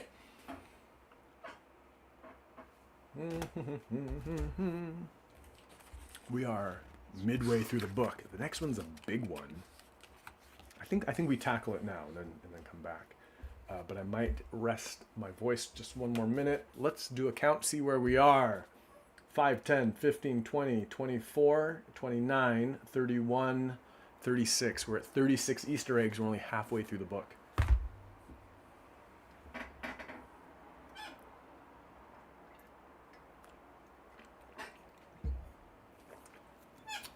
You know, actually, let's do this. Let's take a break for a minute. I'm going to let someone else do the speaking for a small time. Congratulations, Jared. Congratulations. You got your book published. Just writing a book is a big deal. You know, your brother, Edward, he tells me it's a biography of James Marshall. I've heard of James Marshall. I am so excited about this book. He wrote the George and Martha series. You know, I have little kids. And he also wrote something called The Stupids. That's true. We have several of those different copies of The Stupids here. This is a small world, man. I'm glad you're writing it about it because he died young, right? Right? He died young, and I'm like, where is he? What happened? I want to hear the whole thing. But anyway, what a great guy to write about. What a great legacy. Congratulations, buddy. You know what? I should have wrote the book. If I was on my A game, I would have wrote as Stanley Stupid. I would have written the book, So smart. made a deal, probably not written it, but, you know, had somebody write it, and then make a deal, you know, just for a little money. But you did all the hard work, man. I'm very excited to see this. Congratulations, Jared. Congratulations, buddy. I love that so much. Oh my God, that's the best $100 I ever spent. I went on Cameo and bought myself a cameo from Tom Arnold, who played Stanley Q. Stupid in the Stupids movie, which got panned by reviewers and everybody. And I don't even know if it's like managed to find a way to a cult classic because like it's dumb, but it's meant to be dumb. And you know, it's the same thing like the Three Stooges movie that I thought was hilarious. Like just people just too jaded and too cool. But anyway, I bought that cameo, and man, best $100 I ever spent. Yeah, I bought it I created a fake account and I bought it from Edward, and I didn't wish to fool Tom, but James Marshall himself claimed he had a brother named Edward, which he didn't, but he used that as a pseudonym, and he said it was his brother Edward. So I thought it would be fitting that the cameo came from my brother Edward. So that's why Tom says that. I love how honest he is about the part where he's like, I should have written the book. He was like, well, I wouldn't have written it, but you did. You know, right? It's like it's honest and it's real. Like he's an artist himself. He understands the work that goes into making anything. But I love also that he acknowledges that like he would just slap his name on it.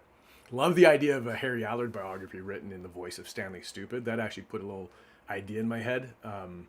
That could be a very fun project. And to top it off, the stupidest thing of all is that he calls me Jared in it. It's just so good. That was, of all the marketing money I spent on this project, that was the best money I spent in terms of just like how good it made me feel. Who knows what the return on any of this is. But Tom Arnold as Stanley Stupid giving me a shout out. That was lovely. All right, welcome to the live stream. A few more viewers. We jumped from 3 to 5. It's good to see you here. Please say hello in the chat if you're so inclined. I'm about to begin reading of chapter number 4 of my James Marshall biography, Jim, 6 True Stories About One Great Artist. We are at the award.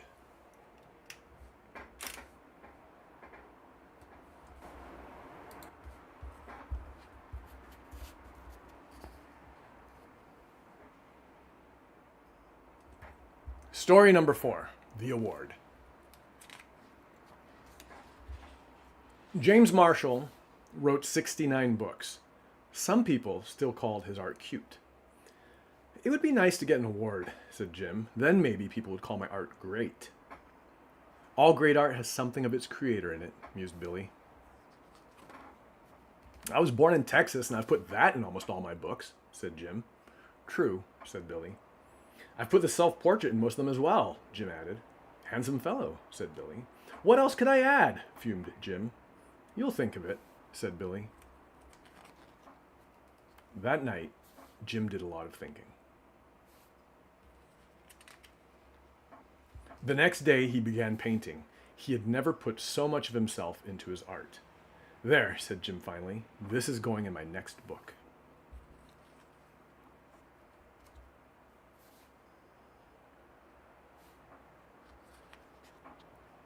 When Billy saw the book, he smiled. "This is really good," he said to Jim. "Do you think it'll win an award?" "You know," said Jim, "the thought completely slipped my mind. But I wouldn't say no to just one."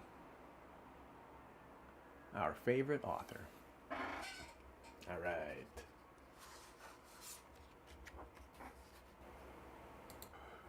Congratulations, Tom Arnold. Jared. Thank you. I appreciate hearing from you, but we've already heard from you. That was the award chapter. Let us go through in just one moment. I'm going to remove the battery from my camera so that I may recharge it during this stint. And yes, I do need to oil this chair. It's urgent that I oil this chair. I apologize.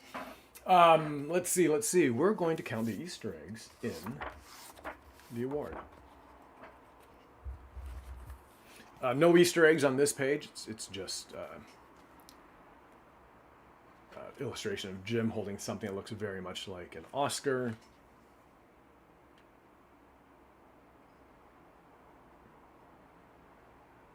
I lied. I said every page has an Easter egg on it. This page doesn't accept that, and I might have taken this further. I did have the great fortune of looking at a lot of James Marshall's sketchbooks when I was at the University of Connecticut. And there was one that was yellow covered and had sort of like a black stripe across the middle. I might have put that very same sketchbook here, but having a big bold black stripe down the middle, just sort of ruined the design of the page. So I didn't put that in there. And you know what? There's no Easter egg on this page. I lied. Well, I can tell you something of interest in this page. In the experience I described a little while ago about going back and recreating some of the art, this chapter also received a lot of revision. One of them came after talking to a woman named Susanna Richardson. Susanna Richardson is a literacy advocate who lives in James Marshall's hometown. She knew him and she knows Billy. I met her at ALA 3 summers ago, when I talked to her.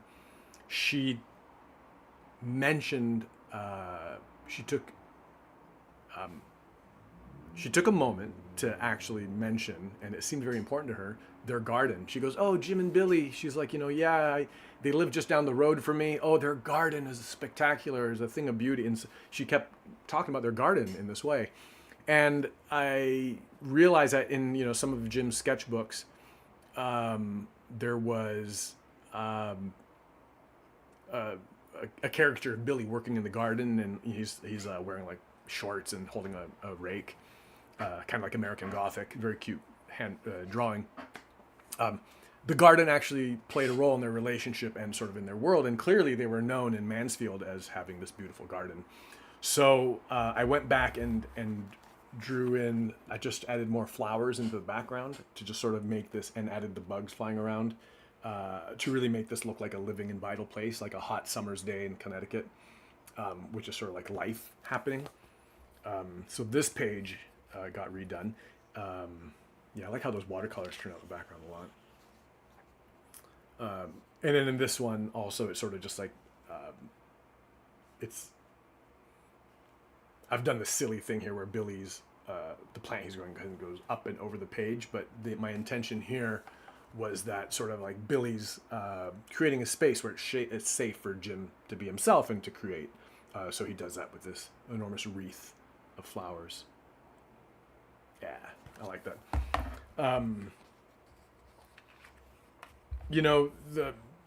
Jim exists in two forms in this book, as the human and also the fox, which is really only on the front page. But here, where he's tantruming, he actually says, "I've drawn this self-portrait," and it's a picture of him, but it's him as a human. But I think that made more sense, even though I do know there's probably some literal-minded readers who are going to find that confusing. Time to do Easter eggs. Okay. No Easter egg on the front page, as I said. This one has I guess I can't really call this an Easter egg as well, because like these are just sort of Texas references. It's not an Easter egg. That's not a secret. He set a lot of his books in and around Texas.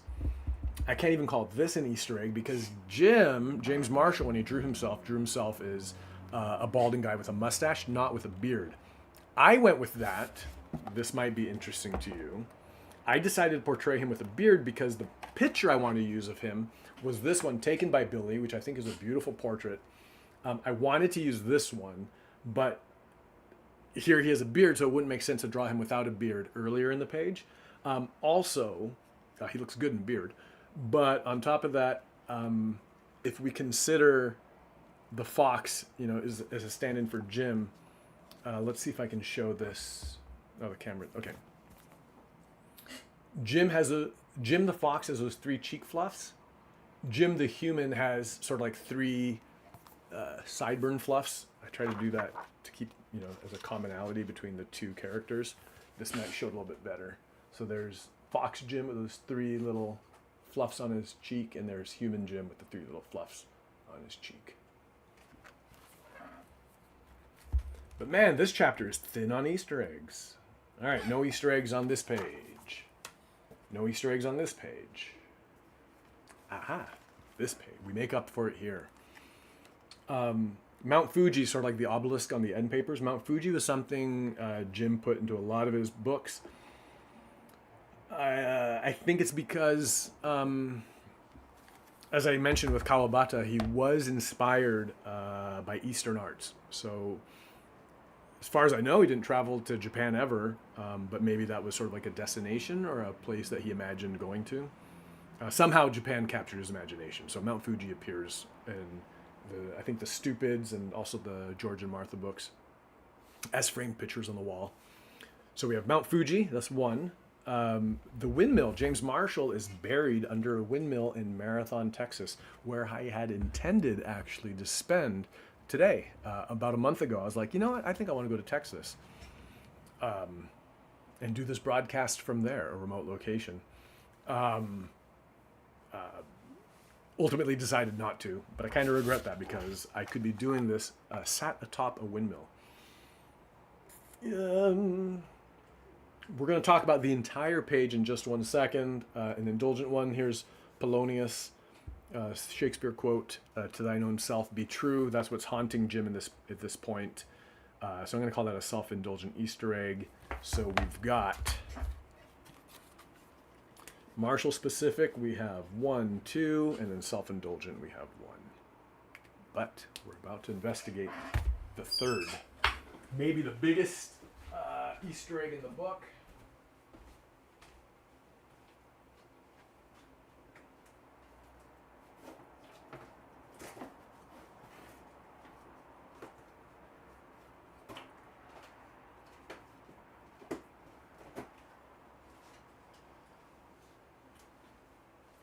As I tiptoe around all my animals here.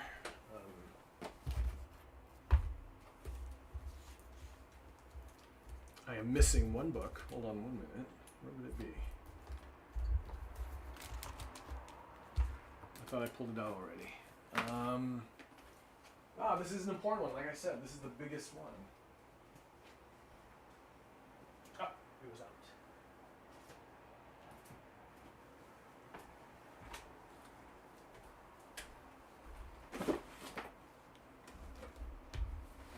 Okay. James Marshall did a version of The Night Before Christmas, the famous Clement Moore book that's been handled several dozen times by several dozen different children's book authors and illustrators. It's got to be in the hundreds, I'm sure. So James Marshall did his version of it, and on the page where he has Mama in her kerchief and I in my cap, he's clearly the James Marshall caricature I was talking about, drawn with a mustache. The masked figure is Mama, but actually is Billy. I know this because in one of the collections of James Marshall's works, there is drafts of this story, and he gave a lot of thought to this page. in the end, he wrote, "Hey, Jess, thanks for dropping by. Happy birthday, James Marshall." Indeed. In the end, he wrote, "Who gives a blank?" in French. He wrote that in the margin of the drawing. And he just went and put Billy drawn in sleeping in a mask. Okay. So that was incredibly brave of James Marshall to do. I carry this with me as an example. And Tango Makes Three, right? This is a book done in our more progressive modern age about two male penguins that raise a chick. And, this book is banned. A gay creator being openly themselves in a children's book is not something that gets welcomed very easily across the country. For James Marshall to do this back in the 80s, was particularly brave, I think. I don't have the same things at stake as James Marshall did, so it's easy for me to do this, but it's something I wanted to do, and that was pay tribute to this page by drawing it in my style. So you probably recognize that right there. So I've drawn the scene as similarly to Jim's as I can.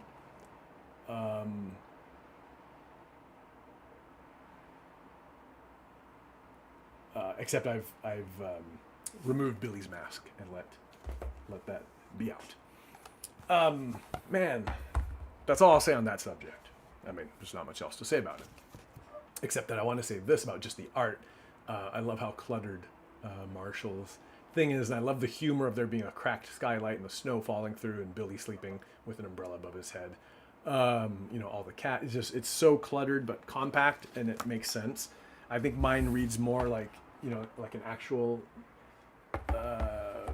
bedroom, and I think I had to do that for the fact that this is like a biography, and I wanted to keep it somewhat rooted in reality. But I admire this so much. Even like the chicken has a sleeping mask on.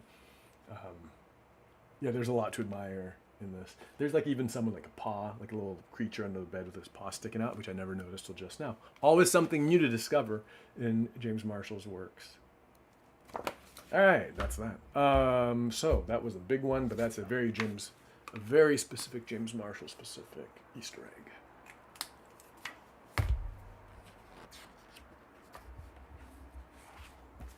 No Easter egg on this page. Except I did put a pen there. Although he's painting with the brushes, I put a pen there because Jim did use a fountain pen in a lot of his works. That was intentional, actually. Not going to count that as an Easter egg, though. And then this page. Oh, this page. I'm going to take a second to talk about what a brave soul I am. I wondered how to handle this page quite a bit. I wouldn't say I agonized over it. My original idea here was to put James Marshall's art in it and include a painting from The Owl and the Pussycat. Let's see if I have it available to me. I think I do. Right there we go. This is a picture I took on my visit to the archive. Sorry it's so dim. I took it without a flash because it's a archive setting, and I wanted to not expose the art to undue amounts of light. The whole experience was great, seeing all of James Marshall's works, but The Owl and the Pussycat hit me in a more profound way. I got to this piece right here, saw it, and saw how much care James Marshall put into this drawing. Understanding that it was done towards the very end of his life. That he would take the time and put in the effort through his illness and knowledge of his imminent death to render this with such care and love. It really had a strong effect on me, and it was probably here where I realized I wanted to do the story, but also tell it in part. The story I'm telling is the love story between Jim and Billy. As I mentioned earlier, they were dedicated to each other, and I mean, I don't know the specifics, but I think I well, everything's complicated, right? But from what I can tell, a very loving relationship. Yeah, so it was here that I decided I wanted to write the story. I told Billy when I met him after seeing this that, how much it impacted me, and that I felt Jim must have loved him very much. So, this is one of the... I was considering putting this as... I was considering putting that as the center illustration in the page, but my editor, Jess, rightfully said that it was likely to be confusing for the kids reading because, suddenly it's in another art style. Jim is a fox in my book. He's an owl in his own book. Billy's a pussycat in both, but one's more, like a woman pussycat, and mine's a guy pussycat. So it would just overall be all confusing. So I did this. I mentioned, okay, I was so brave. How was I so brave? Well, even just including it, I have this thing, right? When you watch any kind of media, like a movie where they talk about the person's writing the great American novel, or someone wrote the funniest joke ever, and in the context of that world, that movie's universe, you can't ever show that novel or that poem or that joke because it'll never be as funny as what the person imagines in their mind. So I was here and I'm like, do I show what's on the easel because I don't know if I can match what people might be imagining. But I went for it and I did. I ended up doing this. There's another spread in the same book of them dancing. So I wanted to sort of capture that. That's of course the back page illustration, but it refers to this right here. The Pussycat dancing on the beach. So that's what this is. Last minute edition, one of the very last things I drew in the book was this little crab. I talked about wanting there just to be more fun in the book, admiring Marshall's books for that. This crab I think goes a long way to selling that on this page. Just a bit of silliness, an otherwise lovely page. I brought back Cairo, reference to that earlier in the book. Yeah. Oh, these flowers are the flowers from the wallpaper in his studio. They're also the flowers, in Billy's garden. All these flowers here are these flowers that go around him. So the reference on this page is to the Owl and the Pussycat, and also these here are actual illustrations. I scanned them out of this and put their little edges in there. Actually, let's turn this back on. Boom. No, it's not this page. Okay. But if you look closely sort of at the cross-hatching in the background of that drawing, the same sort of technique is visible right here in this drawing. All right. That was a lot of talking to put one check mark on the page.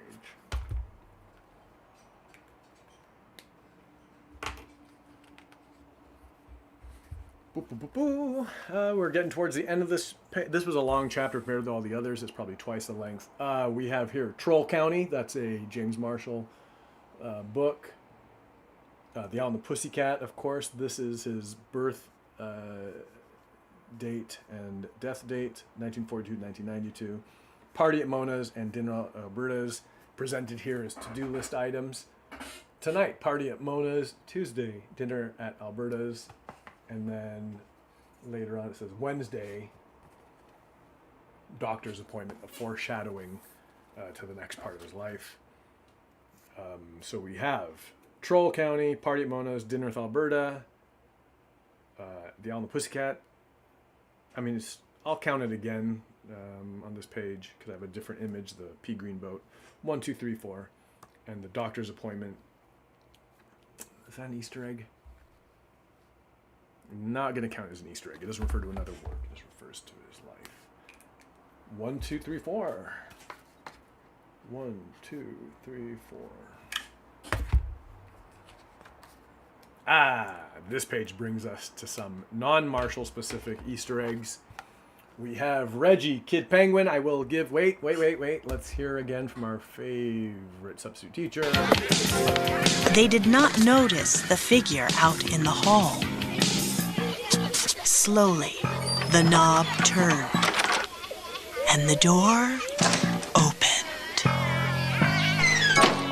My name is Viola Swamp.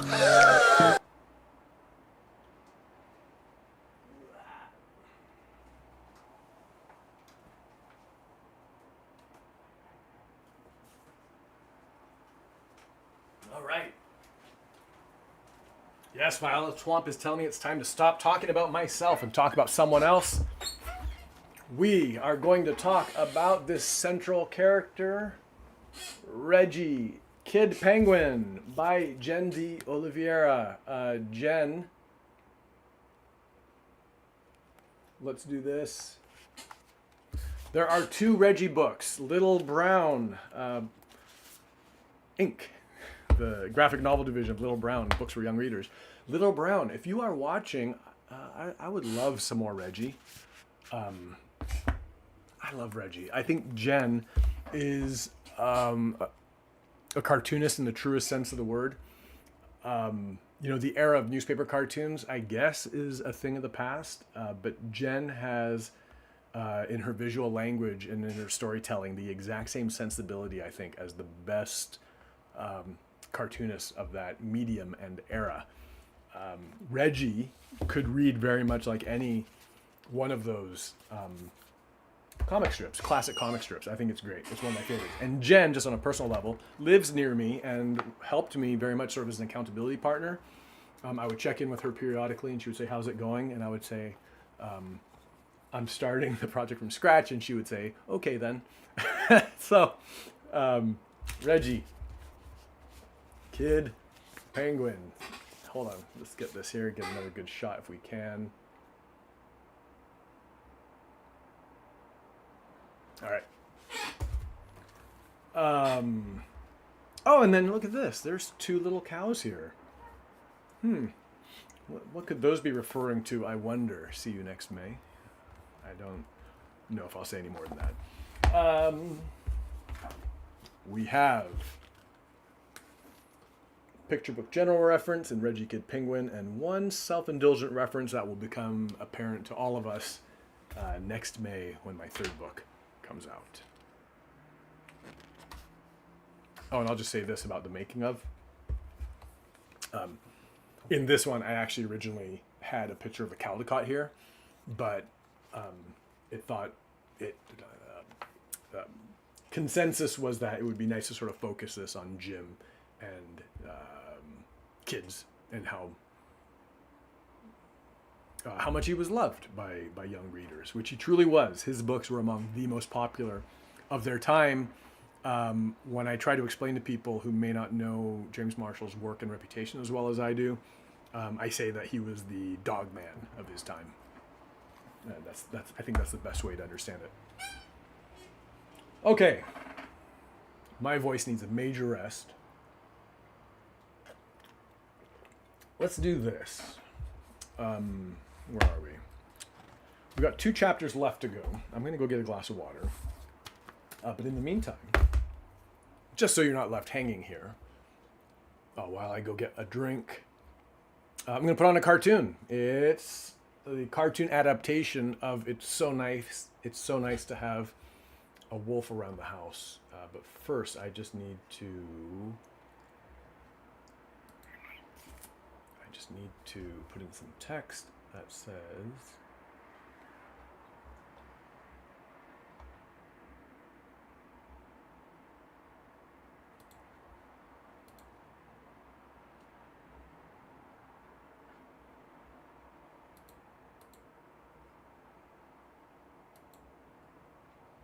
where is it? There it is. Says be right back, which I will be. And then we're going to activate a cartoon.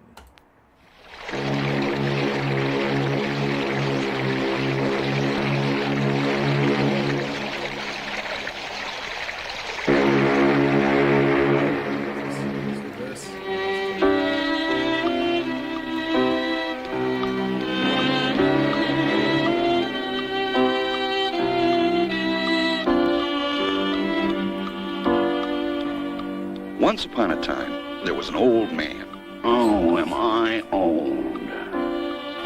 Who lived alone with his 3 old pets. There was his dog, Peppy, who was very old. Oh, am I very old. There was his cat, Ginger, who was very, very old. Oh, I'm very, very old.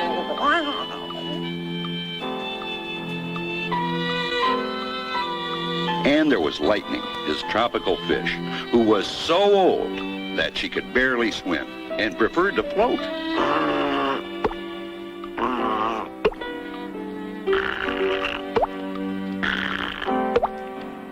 One day, the old man called his 3 pets together and said to them, in an old way, "The trouble, my friends, is that we are so old." "We're very old." I know that. Listen up. What we need is a charming companion. Someone to take care of us and pep us up. All in favor? Snore.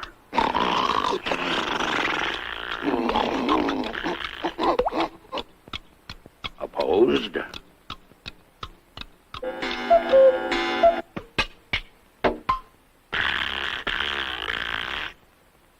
The snorers have it. I'll put an ad in the Soho News. Soho people will know what we're looking for. And so the advertisement appeared in the paper.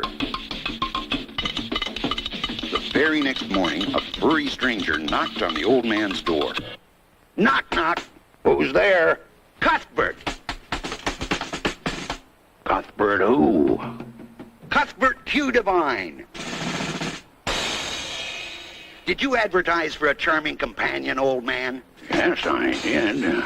Look no further. Oh, good. My eyes are so old that they get tired when I look further. I am the very one you have been searching for. Many people think that I am a wolf.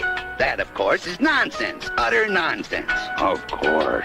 As a matter of fact, I happen to be a dog. Yes, a German Shepherd, to be exact. Is that a fact? I was in Switzerland during the war. And because the old man's eyesight was not what it used to be, and because he was completely dazzled by Cuthbert Q. Divine's charming personality, he did not see him for what he really was, a wolf. This is the German Shepherd out here at the Indianapolis Speedway for the beginning of the race.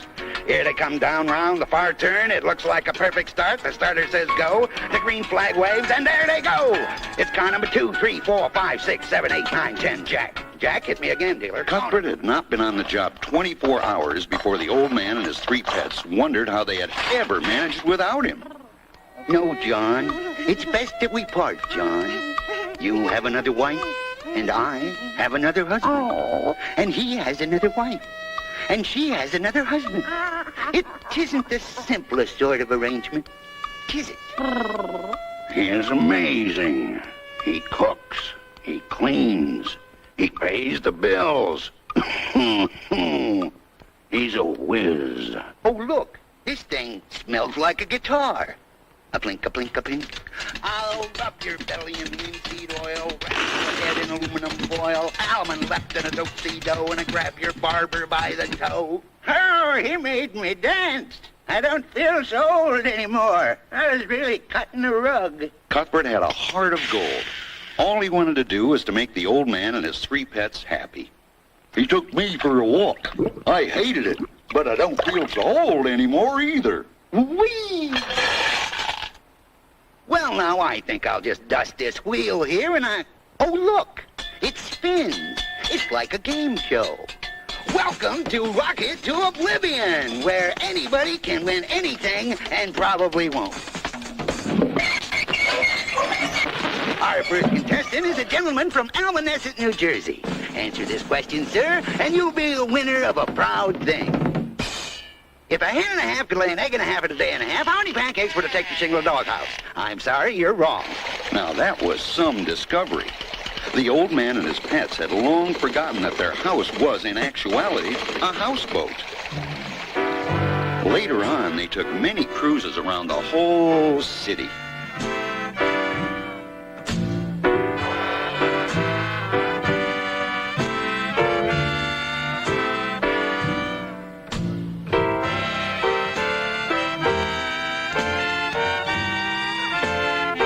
But it was all too good to last. Late one afternoon, just after Cuthbert had tucked the old man into his deck chair and handed him his paper, the old man read a terrible thing right on page 1. Cuthbert Q. Divine wanted for rip-offs. Inside the paper, the story continued. The notorious Cuthbert the Ripper is being sought for a series of rip-offs. Anyone spotting him should use extreme caution because, after all, he is a wolf. A wolf? Oh! The old man was outraged. And he was pretty mad, too. It's true, it's true. I'm so ashamed. Oh, woe is me. I'm no good at all.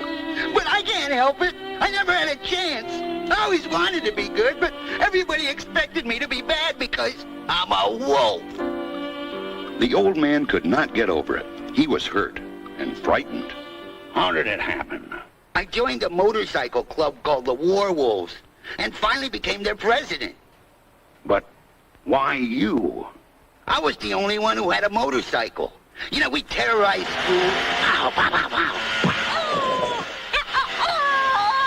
And we used to go to cities and scare everybody in the cities. Rat-a-tat, rat-tat, rat-tat.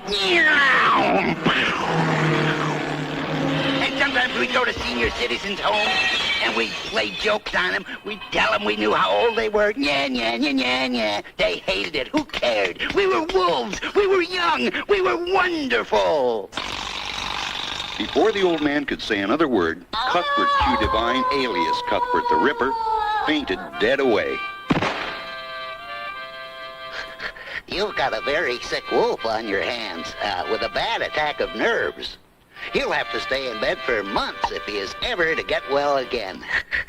Have him take 2 of these and call me in the morning. Not too early. Now the old man and his pets realized they had work to do. I'll clean the kitchen. Well, I just cleaned the kitchen. Good, then it shouldn't take me long. They had to cook meals. Guess what we're having tonight? Not royal jello, man. Royal jello.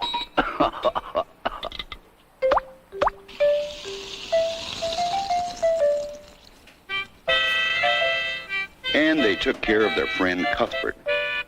Peppy forgot his aches and pains, and everyone said that Ginger was as frisky as a kitten again. Lightning did her share, too. She spent her days blowing beautiful bubbles to amuse Cuthbert. It seemed to soothe his frayed nerves.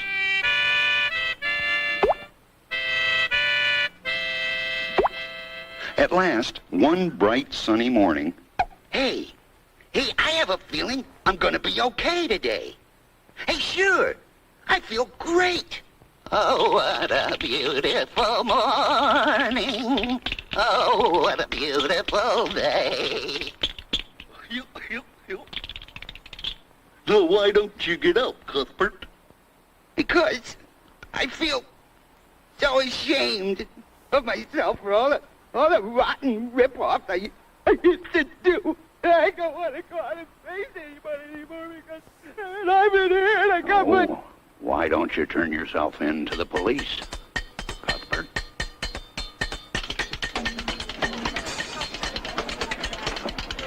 And that's exactly what he did. In court, he was defended by lightning. And in conclusion, Your Honor, I would like to say that Cuthbert has been very misunderstood and should be given another chance. We really shouldn't judge wolves by their appearance. After all, one man's wolf can be another animal's human, or something like that. Yes, well, I see, that's true. You have done so much for the old man and his pets, but, well, in fact, you've turned out to be a downright upstanding wolf. So, my verdict is, as pronounced here, on this day of the court, Cuthbert Q. Divine, you may go free. As long as you don't go back with the war wolves. Cuthbert had no intention of going back to the war. He went home with the old man and his 3 pets. And after he regained his health, they all had a little party on deck.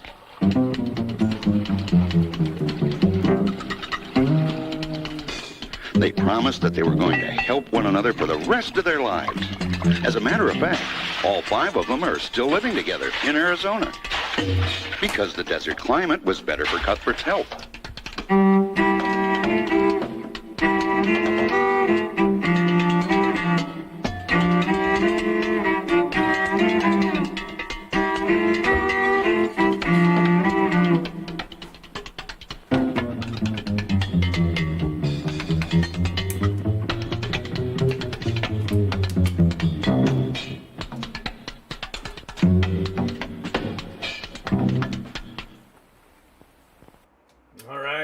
Was a welcome rest for my voice.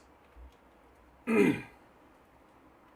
can talk a little bit about that, what we just watched. That was the cartoon adaptation of It's So Nice to Have a Wolf Around the House.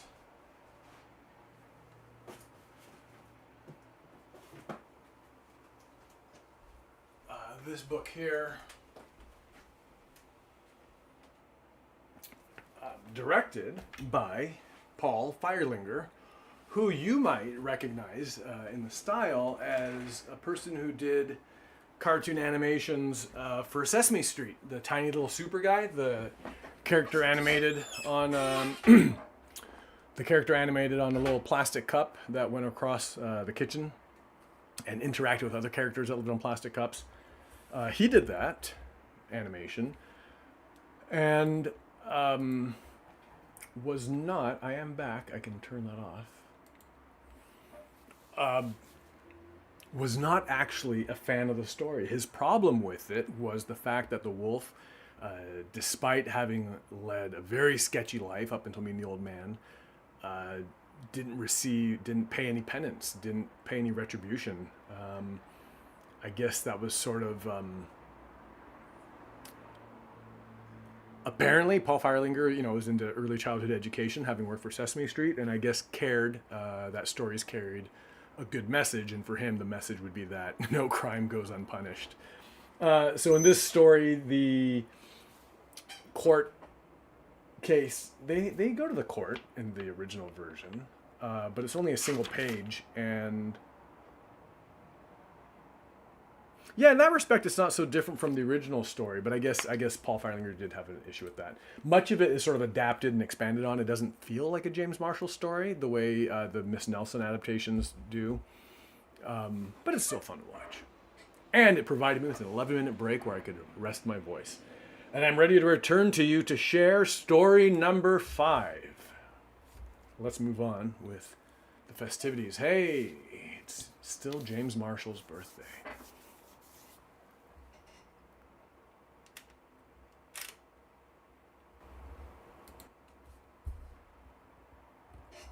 We are at story number 5, the school visit. James Marshall was visiting an elementary school. The kids were very excited. "Quiet, please," said a teacher. "Raise your hands," said another. "We have time for one last question," said a third.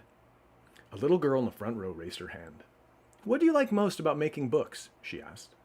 "Let me tell you," said Jim. "When I was in 2nd grade, I drew a picture of a lovely pecan tree. I thought it was quite good. My teacher, however, felt differently. 'Jimmy,' she said, 'you will never be an artist.'" "Boo!" shouted the kids. "Many years later, my friend Harry and I wrote a book together. I needed a villainous character, so I drew You Know Who. You can bet she knows I'm an artist now." "Yay!" cheered the kids. "So, to answer your question," Jim smiled, "the best part of making books is coming up with the perfect ending."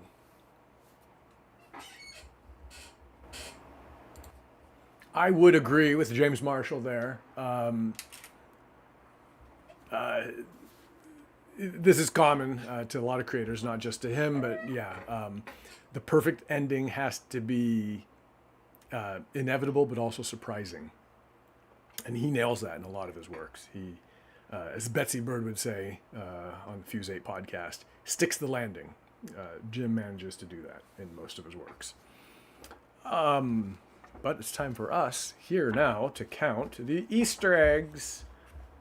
This is a self-indulgent one. This is the little black cat that lives in our house named Sprite. So I'm going to go ahead and throw that in there.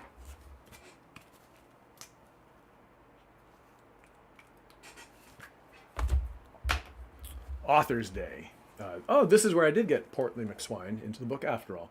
Portly McSwine, The Stupids Die, Space Case, Miss Nelson is Back, and Pocket, full of nonsense, all Marshall titles.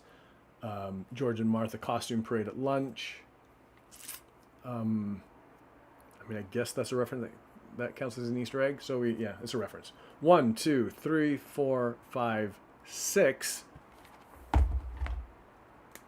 6 James Marshall specific Easter eggs. 1, 2, 3, 4, 5, 6. And then a number of self-indulgent ones. How to share. There's a picture book one. This is a Blue Moose. Daniel Pinkwater, based on Daniel Pinkwater's story. So that's a picture book reference. Right there. Daniel Pinkwater will become relevant later in this chapter, so I don't feel that's too cheap a Easter egg. But then we have here, in the center of this group of raucous kids, a raccoon with its arms in the air. And if you're wondering who it is, why, they've got a little seed on their shirt. It is Grub from Monica Arnaldo's Are You a Cheeseburger?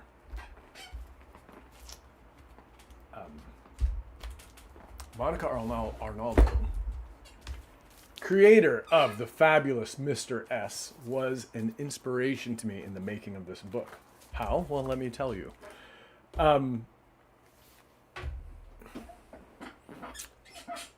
First of all, Monica is one of my favorite picture book creators working right now. This book is outstanding, but I can...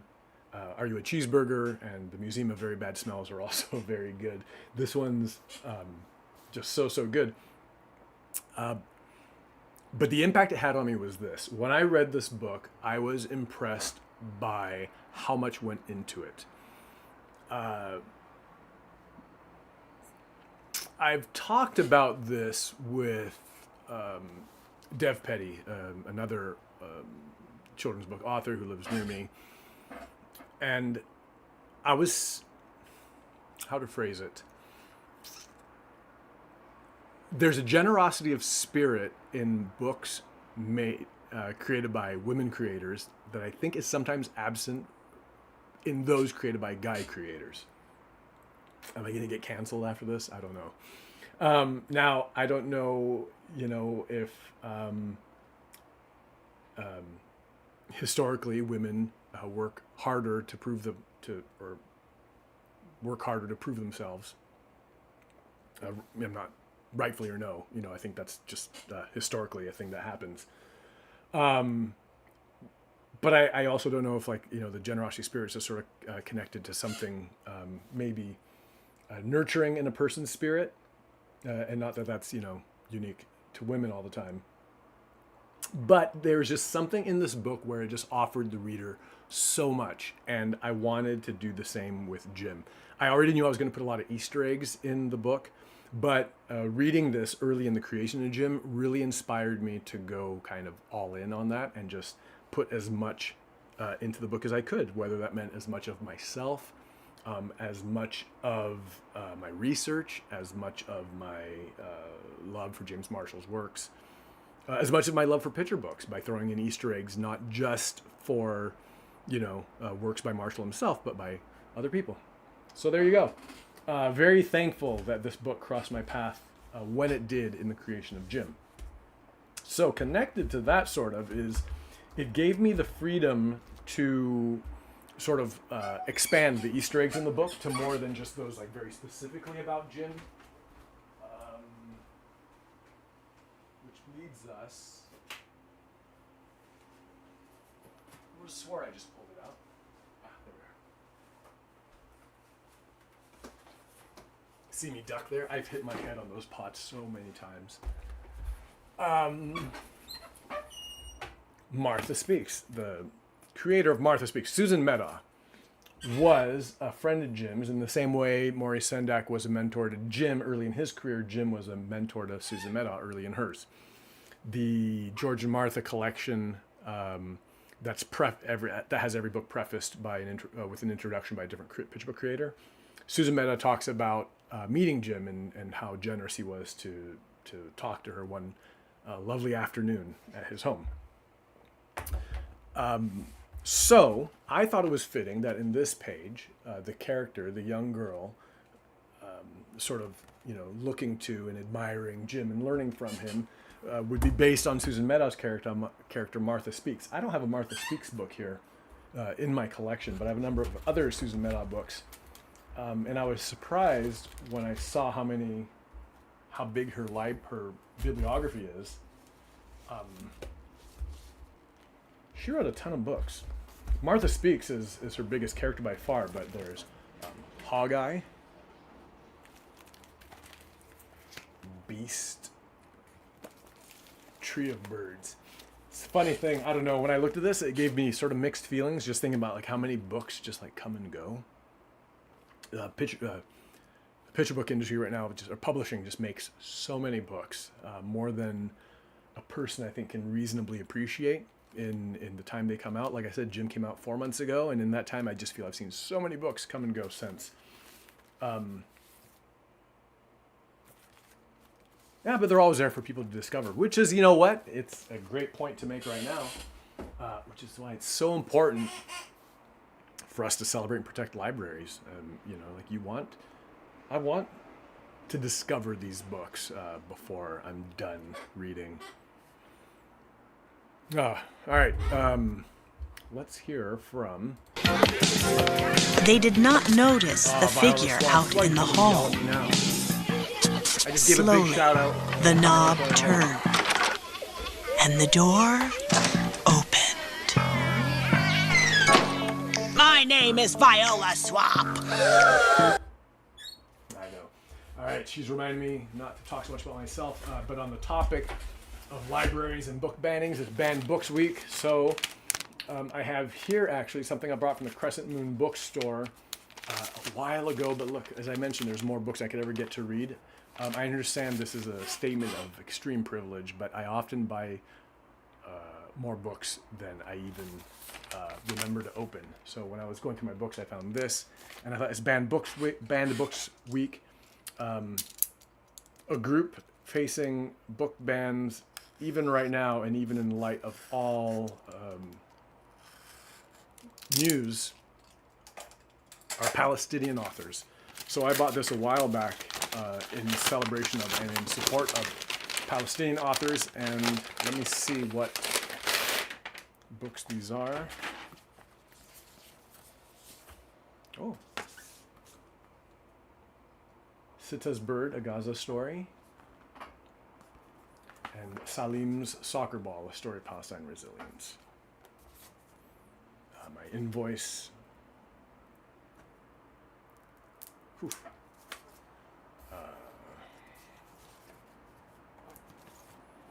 will put those on my to be read pile, but I also know I want to put it like somewhere like higher, more prominent on my to be read pile, because as I mentioned, I collect more books than I read, but I feel it's important to read those, especially right now. Carrying on here, I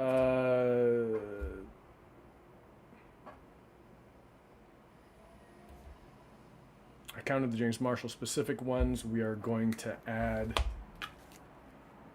Ellen Mehta, Martha Speaks, and Monica Arnaldo's Are You a Cheeseburger? I would say that the Rhinoceros is a self-indulgent one, but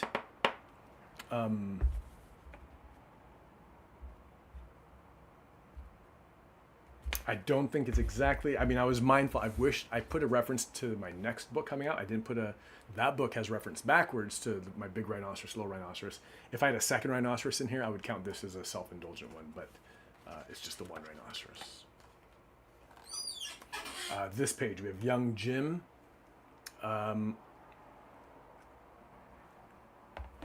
trying to think if I can share something. I have an image I would like to share, but I don't have permission to share it. So I won't. But I have a picture of a young Jim. Imagine that, a very cute 6-year-old James Marshall.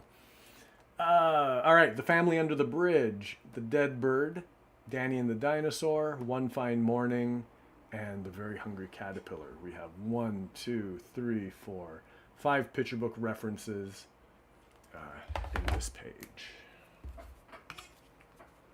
1, 2, 3, 4, 5.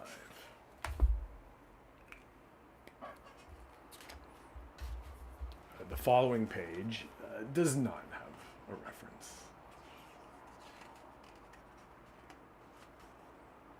And then I mentioned Daniel Pinkwater. So the blue moose we saw a few pages ago, here's the blue moose again. But we have a little tiger character with an umbrella on his shirt. That is a reference to Roger's umbrella. Which should be...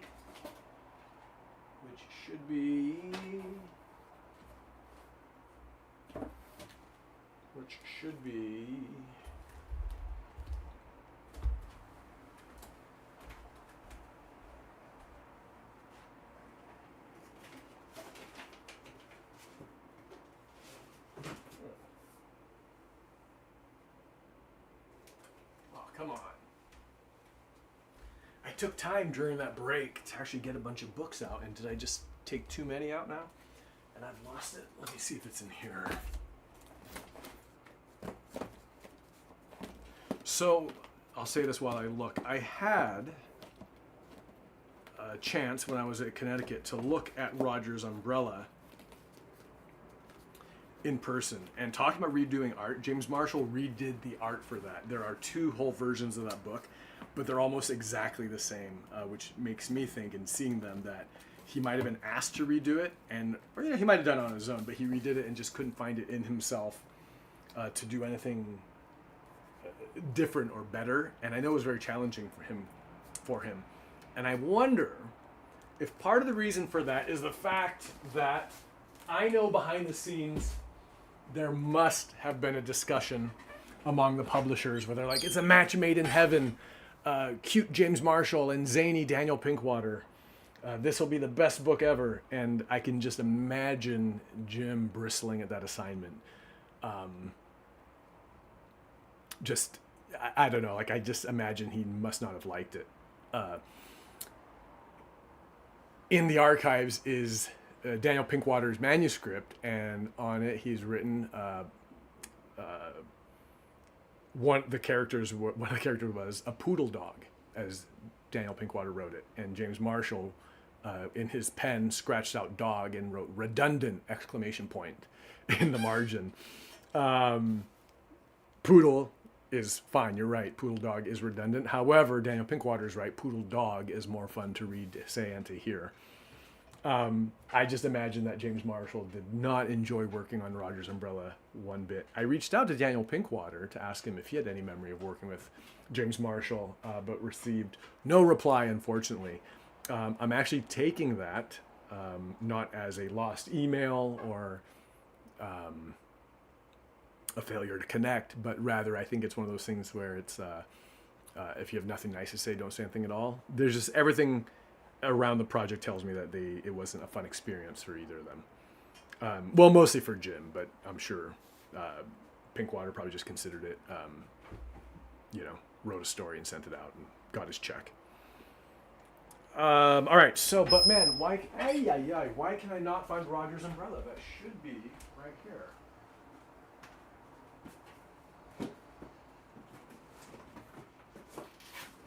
Aha, it was right here. Roger's umbrella. Pictures by James Marshall, or by Honest Daniel Pinkwater. Pictures by James Marshall. Yeah, I mentioned he redid the art twice. They were both essentially the same work. I think also maybe Marshall was going for something a bit darker, and maybe it wasn't in keeping with the vibe. He always experiments with ink and cross-hatching, and as I said, was a huge fan of Edward Gorey's work. You can see that sort of an artifact of that here. This last panel on the page is very gory-esque. But I'm going to imagine that... Ollie! Oh my gosh, hey! Holy moly, Ollie's in the chat. Ollie, I haven't seen you on... We haven't done a story stream since like 2000? 2001 maybe? It sure is good to see you. Thanks for dropping by. I'm talking about my book, my James Marshall biography. Yeah, Jim was probably given art direction to keep the story cuter, funnier, zanier. You know, can you be as zany as Mr. Pinkwater? And it must have frustrated him. And as a side note, even his materials didn't seem to be participating. If you notice on these ladies, if you look closely at it, it doesn't quite show here, but especially in this area, the ink is bleeding. The fountain pen he was using, it didn't have indelible ink, and so the ink ran as he watercolored it, and that must have, I'm sure that's an effect that works, that can work. People do make that work to their advantage, but it wasn't, I know it wasn't what he would want here, and there you go. Anyway, that's, this page has I will count this as one reference because we're sort of referencing Roger's Umbrella and Daniel Pinkwater all at once. So this page has one reference.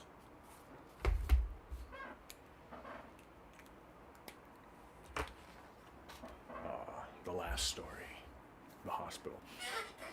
I'll actually preface this one. So we've reached the end of the book where we have Jim in the hospital. This part deals with his passing. It felt weird to include Easter eggs here, right? Because it's a more serious chapter.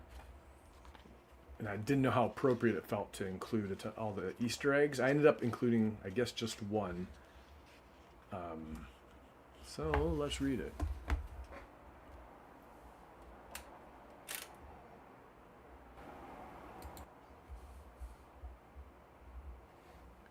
The last story, the hospital.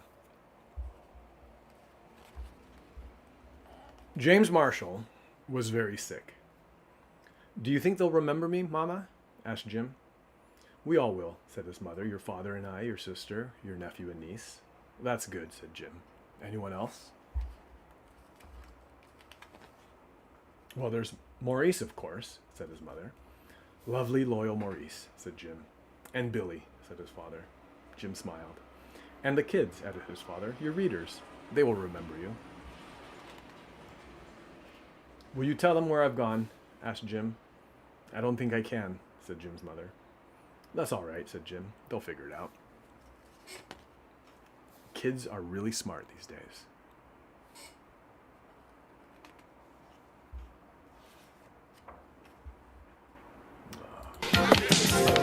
They did not notice the figure out in the hall. Slowly, the knob turned, Well, Viola Swamp is here. I guess and the door opened. "My name is Viola Swamp." Yeah, she's telling us there's too much mush in this live stream. All right, Viola Swamp, you're right. All right, it's time to celebrate someone else. Who shall we celebrate? Well, I just talked about having more books than I read, than I know how to read, but I'm looking forward to reading this one, Say Something Poupée Babé. This is by Dr. Hale Masi. I just picked this up the other day from Mr. Mops, a wonderful bookstore near me. But I'll just share a little bit because I don't want to be too superficial about it. I'm glad you appreciate those, and it's nice to break the thing. Okay, so in the history of my life, when I was in 5th grade, my mom and I moved briefly to San Diego. We lived with my mom's niece, my cousin Tina, and I attended school. We had moved from Indonesia. I attended school, an American school, for a brief time before the man who would be my stepfather followed my mom to San Diego, married her, and then we all moved together back to Indonesia. In that time, very brief time, we were in San Diego, I attended an elementary school. I don't remember the name of it. I don't remember the classroom, but I remember the teacher, and I remember the Pledge of Allegiance. And I was terrified. Every morning they would call on a different kid to lead the Pledge of Allegiance. And I was always so worried that it would land on me and I wouldn't know where to begin. And although as a kid I did, and it's fading, but I used to have a great mind for things like lyrics and recitation. You know, I probably could have just memorized it, but I think the anxiety was too great. I froze. So every morning I was terrified I'd be called on. I never was. The teacher must have been sympathetic and saw me in the front row like shaking. But here, this story opens with Monday, Grover Washington Elementary School. I pledge allegiance to the frog, and then this kid next to her laughs. I wasn't brave enough, I guess, to say anything. I think I probably just mouthed the words. But yeah. That I saw that and I was like, well, that's very. I feel seen. Say something, poupée, babe. Easter eggs in this current story.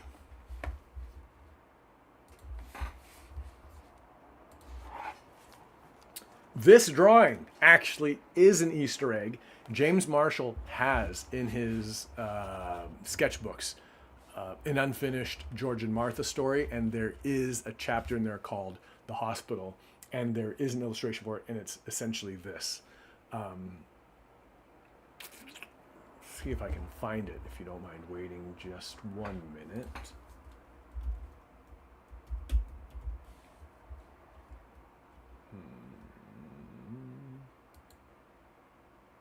Where is this? No, that's mine.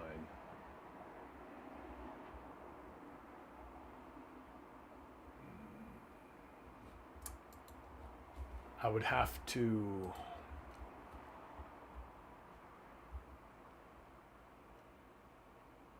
You know what? I'm not going to worry about it right now. But trust me, there's a pencil drawing of a hospital that looks much like this. I use that as inspiration for drawing, sort of putting one of Jim's unfinished projects into this book. So that is one James Marshall specific Easter egg.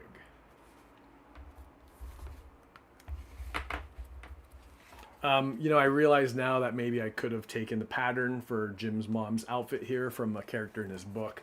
That didn't occur to me at the time.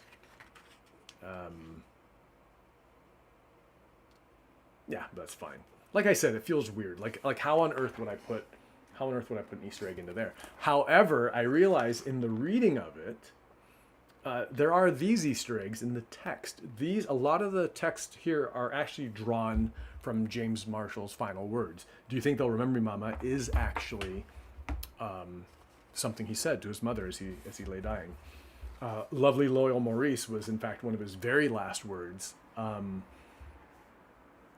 which he was able to utter through, I guess, a morphine haze.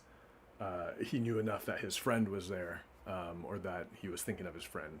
So he said, lovely, loyal Maurice, recalling their friendship at the end of his life. I'm not going to count those as separate Easter... you know what? No, I will. Each of those lines are his, and they're on separate pages. Those are 2 Easter eggs. This page has an Easter egg, which is Space Case. We have these little kids running across the page. One of them is holding a toy. That toy is...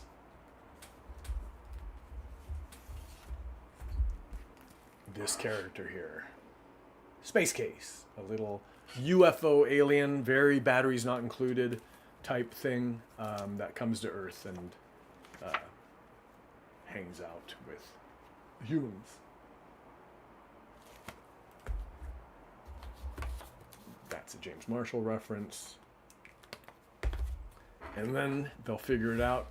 Kids are really smart these days is actually a word, a James Marshall reference from Fox All Week. So we're going to throw that in here. Boom. That is that.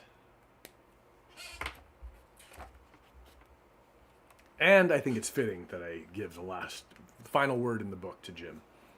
I was very happy to do that. The back matter, you can't call this an Easter egg, but I will point it out. That's a picture taken by Billy of Jim. The author's notes is just factual. There's no Easter eggs hidden in there. In fact, I reveal some Easter eggs in it. but we're looking at the back cover now. There is one thing here that isn't on the front page. These we already counted, of course. However, there's an item added to his to-do list, and it's return those shoes. That refers to a story that I've not been able to back up or add additional context to, but apparently James Marshall was out for dinner with his dad in New York. Into the restaurant sweeps a flamboyant and very loud woman. She removes her shoes for some reason. I don't know why a person would do that in a restaurant. Perhaps it's a Japanese restaurant. They're sitting cross-legged on cushions. But this woman is sort of just being obnoxious. James Marshall somehow steals one of her shoes, puts it into his portfolio case, and then says to his dad, "We've got to get out of here." And then they take off, and he stole a shoe. So I put return those shoes. Some unfinished business from his life. And that's our last James Marshall specific Easter egg. And I believe that's all of them. Whew. All right, shall we do a final tally? Let's see. We have 5, 10, 15, 20, 25, 30, 35, 40, 44, 49, 54, 59, 61, 66, 69. We have 69 Easter eggs. Nice. 69 Easter eggs in total. In the chapter, The Award, I wrote, James Marshall wrote 69 books. That did make sense. I did the math, and at that point in his life, yet there was yet a few books to come out, because in all told, I think he ends up writing 90 books. But at that point in his life, he was at 69. They did not notice the figure out in the hall. Slowly, the knob turned, and the door opened. My name is Viola Swamp. I love that gasp so much. All right, we're time to celebrate, and I'm also celebrating more people because we're almost wrapping up here.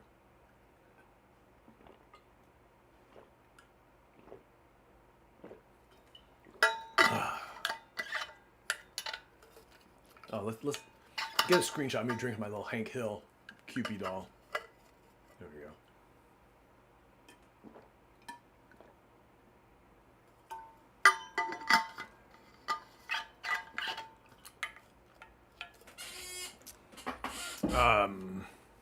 Where are we? Celebrating other people.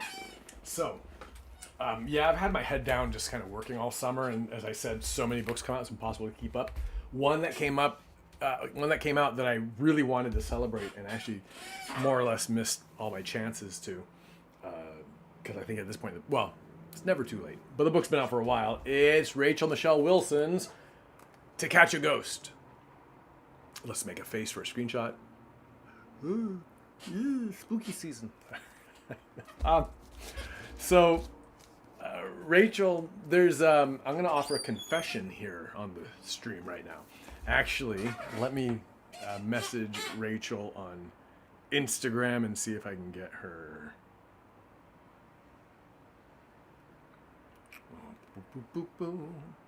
Actually, let's stand it up so it can be appreciated as much as possible.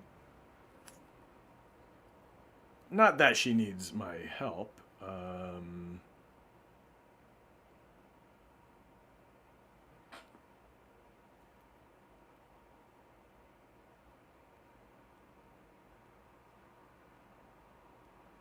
I'm about to shout out your book on YouTube to an audience of 1, because one of them's my laptop. Trinice, thank you for being here. I'm about to shout your book on YouTube. All right, here we go.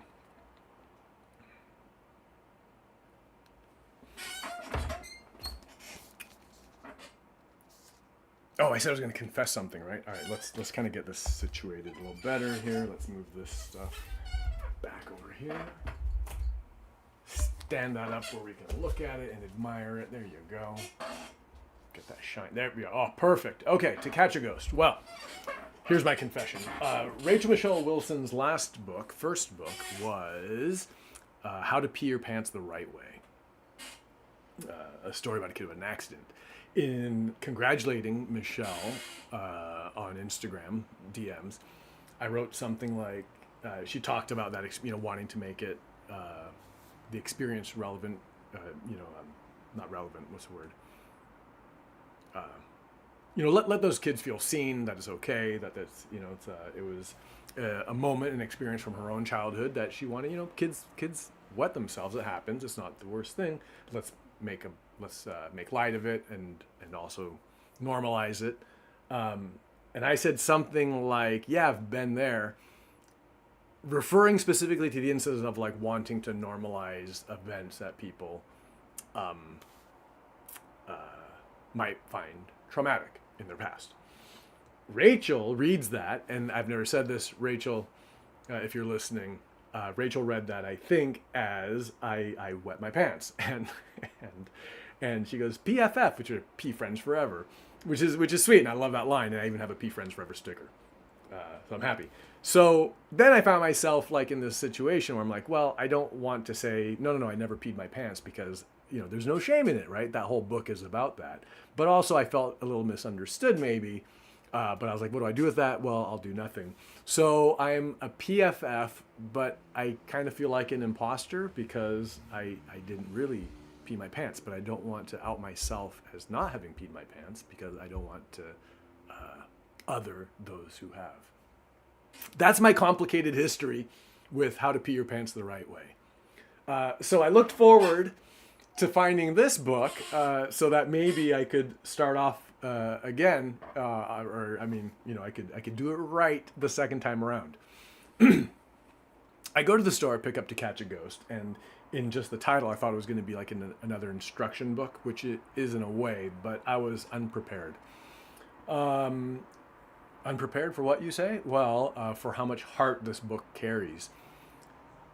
This one, definitely I can relate to. Now, you can read this in several ways. You can be literal-minded and read it as How to Catch a Ghost, but also, it's a kid who's new at a school, in a school that celebrates a tradition she's not really used to, which is show and tell, and she wants to do something big, and she catches this ghost. So, as I just talked about the Pledge of Allegiance, I did feel othered very much when I was younger at different times.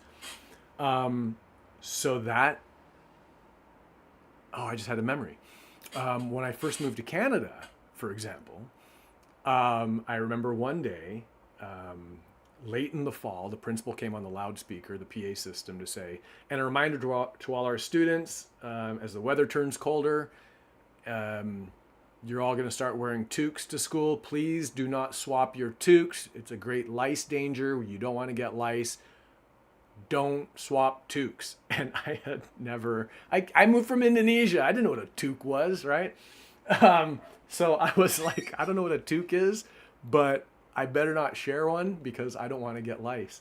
Okay, this kid moves to a new school, wants to impress everyone at show and tell, decides to do so with a ghost. There's a reading I have of it that I want to talk to Michelle about, but I kind of saw the ghost. I read the ghost in the story as either the memory the kid has of their life before this story, or maybe even like a specific friend they had. But I just found it really compelling and impactful. So Rachel, I was totally unprepared for the level of heart this book has, and it really impressed me with it. I wish I could have been up in your area to celebrate its release, because it's a very special book, and I think it's beautifully done. Have I atoned for my P friends? Can I still be a P? Can I be a ghost friend forever? A GFF? Let's make sure that's not anything unsavory. Anyway, I'll make myself a GFF sticker. To Catch a Ghost, Rachel Michelle Wilson, available in bookstores now. Where are we in this James Marshall birthday celebration? I mean, I guess we're done. We've done what I set out to do. I don't know if there's anything else. Did I prepare anything else to share that I haven't shared yet? Because as it turns out, I enjoy the sound. I enjoy talking about James Marshall, and I very clearly enjoy the sound of my own voice. Look at that. Put my arm down, and what do I see? Our Lake. I like keeping that out there because I like continuing to celebrate my friend Angie's beautiful book, Our Lake. There's got to be more things in here. Oh, I see something right now. I'll even do it without Viola Swamp's prompting.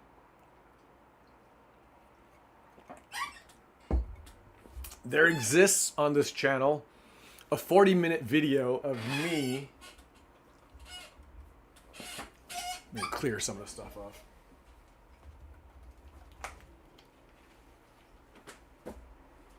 There exists on this YouTube channel a 40-minute video of me talking about Every Monday Mabel by Jasharawan. I go through it page by page, illustration by illustration. I talk about what a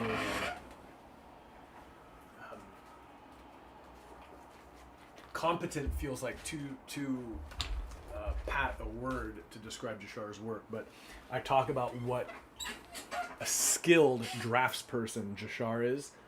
There's so much just good stuff in this book, and presented in sort of the simplest way, which becomes an easy thing to overlook. To connect this to James Marshall's work, this was something Maurice Sendak lamented about James Marshall, was that Maurice Sendak did indeed consider James Marshall to be one of the best, if not the best, picture book creator of his time.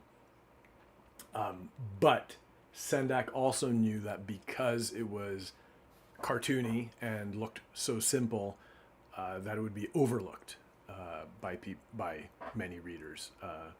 Again, considered cute and zany and not much else. This is so simple that it might. Don't want to say it's simple. This is so cleanly designed that it might be easy to take for granted, but it's really a sharp and smart book. I like this one very much. Every Monday Mabel. The colors are just so good. I'm jealous. Very jealous. And glad. I'm very glad to know Jashar. Earlier in the thing, this is not every book I've talked about with someone I've come to know personally to some degree, even if it's only online. This is not a person I know at all, but we talked about Tomi Ungerer and how James Marshall looked at him for inspiration. This is a book I picked up earlier this year or late last called The Witch's Table by Melinda Beatty and Stefano Tambellini. This is the most Tomi Ungerer book I think I've seen. The most Tomi Ungerer, non-Tomi Ungerer book. Did I say that correctly? I've ever seen. Part of it is like just sort of like the weirdness. Like the main character is like this table that has legs. Well, it's one of the two main characters. The other is this young witch. And in the clear line style, it's very reminiscent of Tomi's work. But also just like in the weirdness.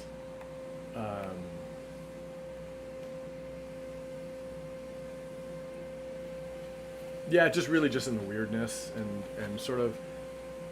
There's a street sweeper going by. I don't know if you can hear that. I'll stop talking for just a moment.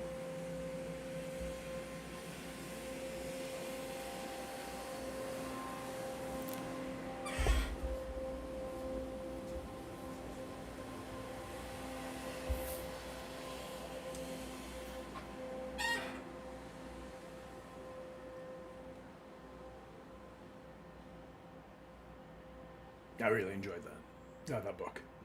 The art's really fun, and also actually it was a bit of an inspiration early in gym. It was late in gym actually. It was when I was just sort of like really looking at people and being like, how on earth do they handle these watercolors? How do people handle it? And this is actually I don't always like the looks of digital watercolor, but some people do it in a way that I find appealing, and this is one of those. Stefano is one of those people. And this informed a little bit how I did my next book, in fact. All right. Speaking of the next book, this would be a great time for me to show you some work from that. But I can show you right there. It exists on the wall behind me. That's a sketch and color study of those two characters. The two cow characters I mentioned, there they are again. And way off there are some layouts I was working on. I'm not quite ready to say goodbye, so I'm just going to hang out here a bit longer.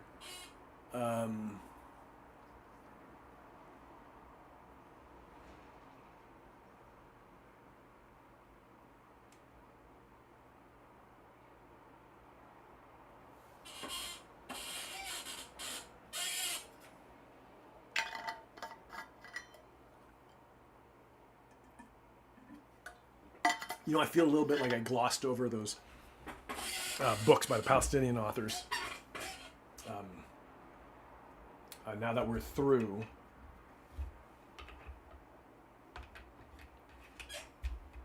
the James Marshall portion of the broadcast, I'm going to turn back to them just briefly.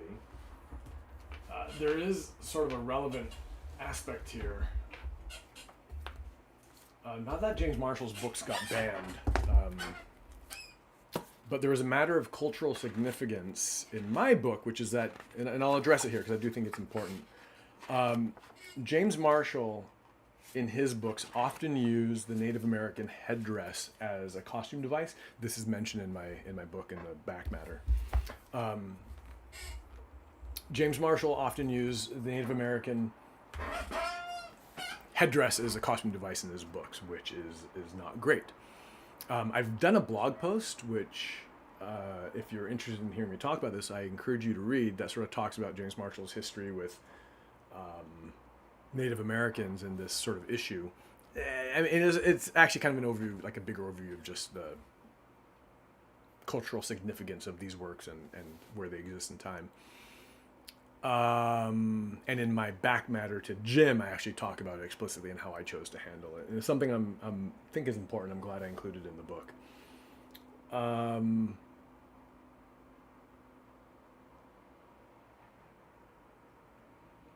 I'm not sure there was a connection. Well, there was a connection, which is that representation in books is important, in that you want people to be represented. But then once they are, you want those books to be available and accessible. So I'm very glad to have these, and I sincerely hope these authors find support from the banned book community. I'm getting a message. My producers are calling me.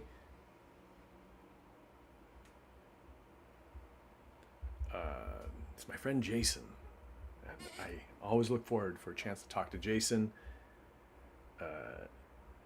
In fact, he's my best friend. I have two best friends, Jason and Keith. And Jason is someone I've known since like 1997, I want to say. 96 maybe.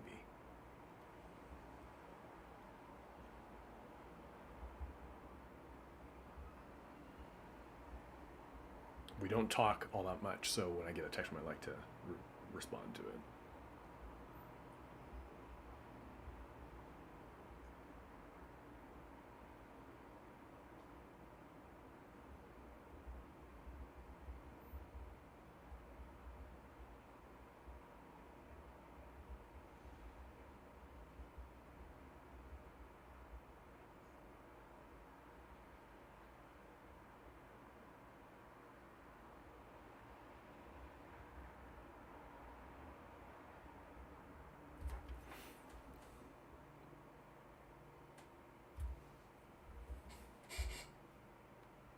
His wife is an editor who made a bid on the James Marshall biography.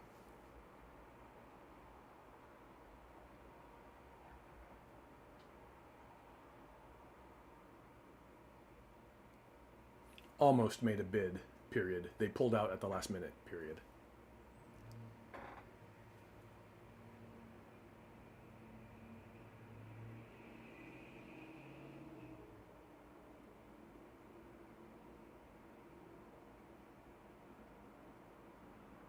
All right, sorry about that. Well, not sorry about it. I was happy to talk to Jason. And you got a little peek into the history of Jim through that. Banned book weeks. James Marshall, Space Case. You know, I did say that I would do some readings today.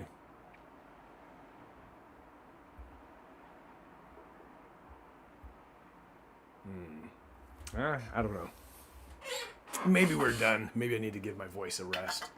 Maybe I should go head out to... Oh, look, that's my Violet Swamp pin. Maybe I should go...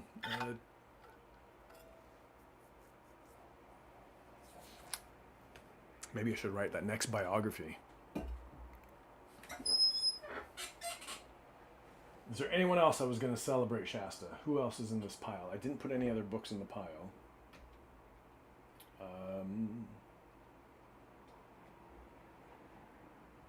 Yeah, I think we can wrap it up.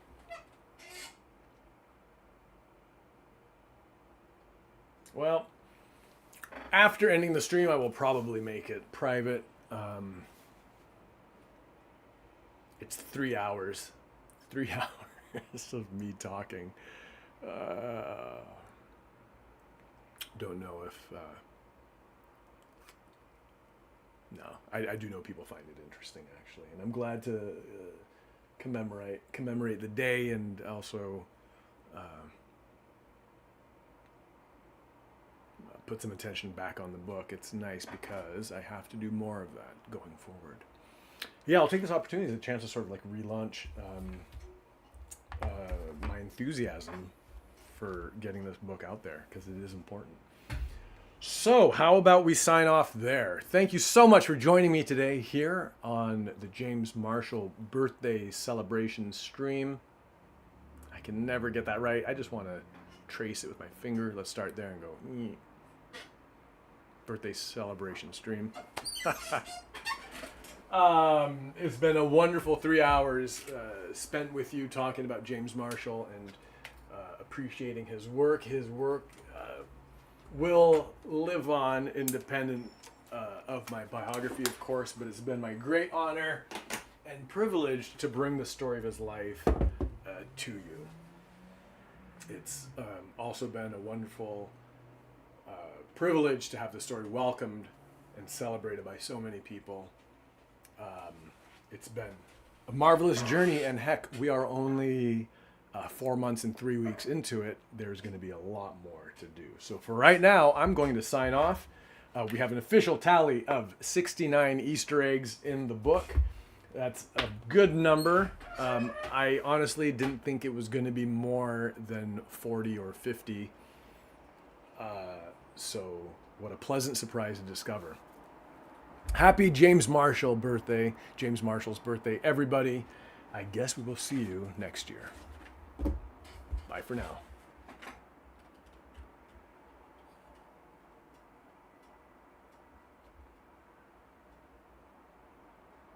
I want to get an outro song in here. Actually,